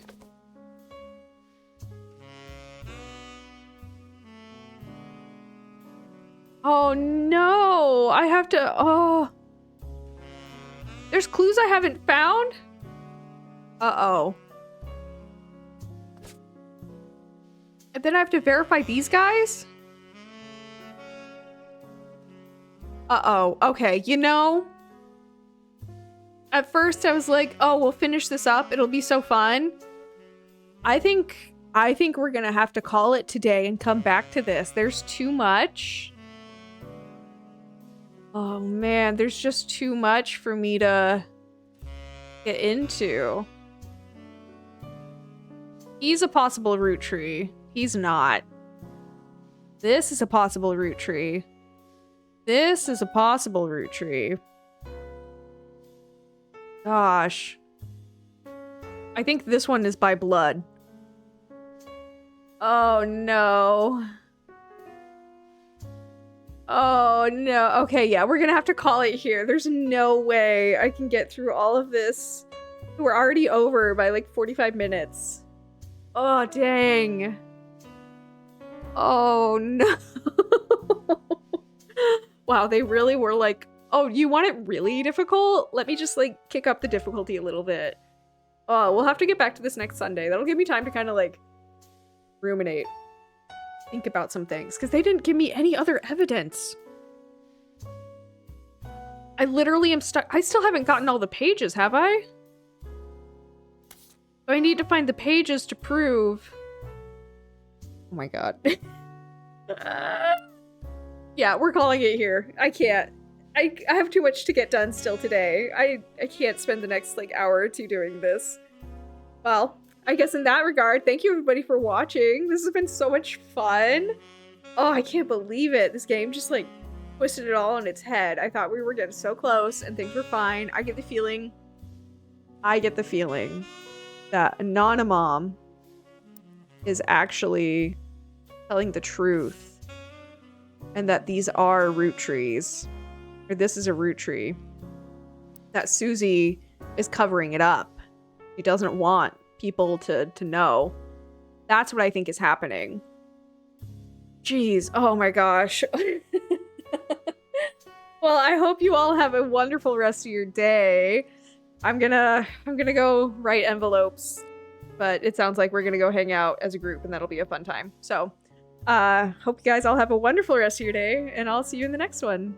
Bye-bye.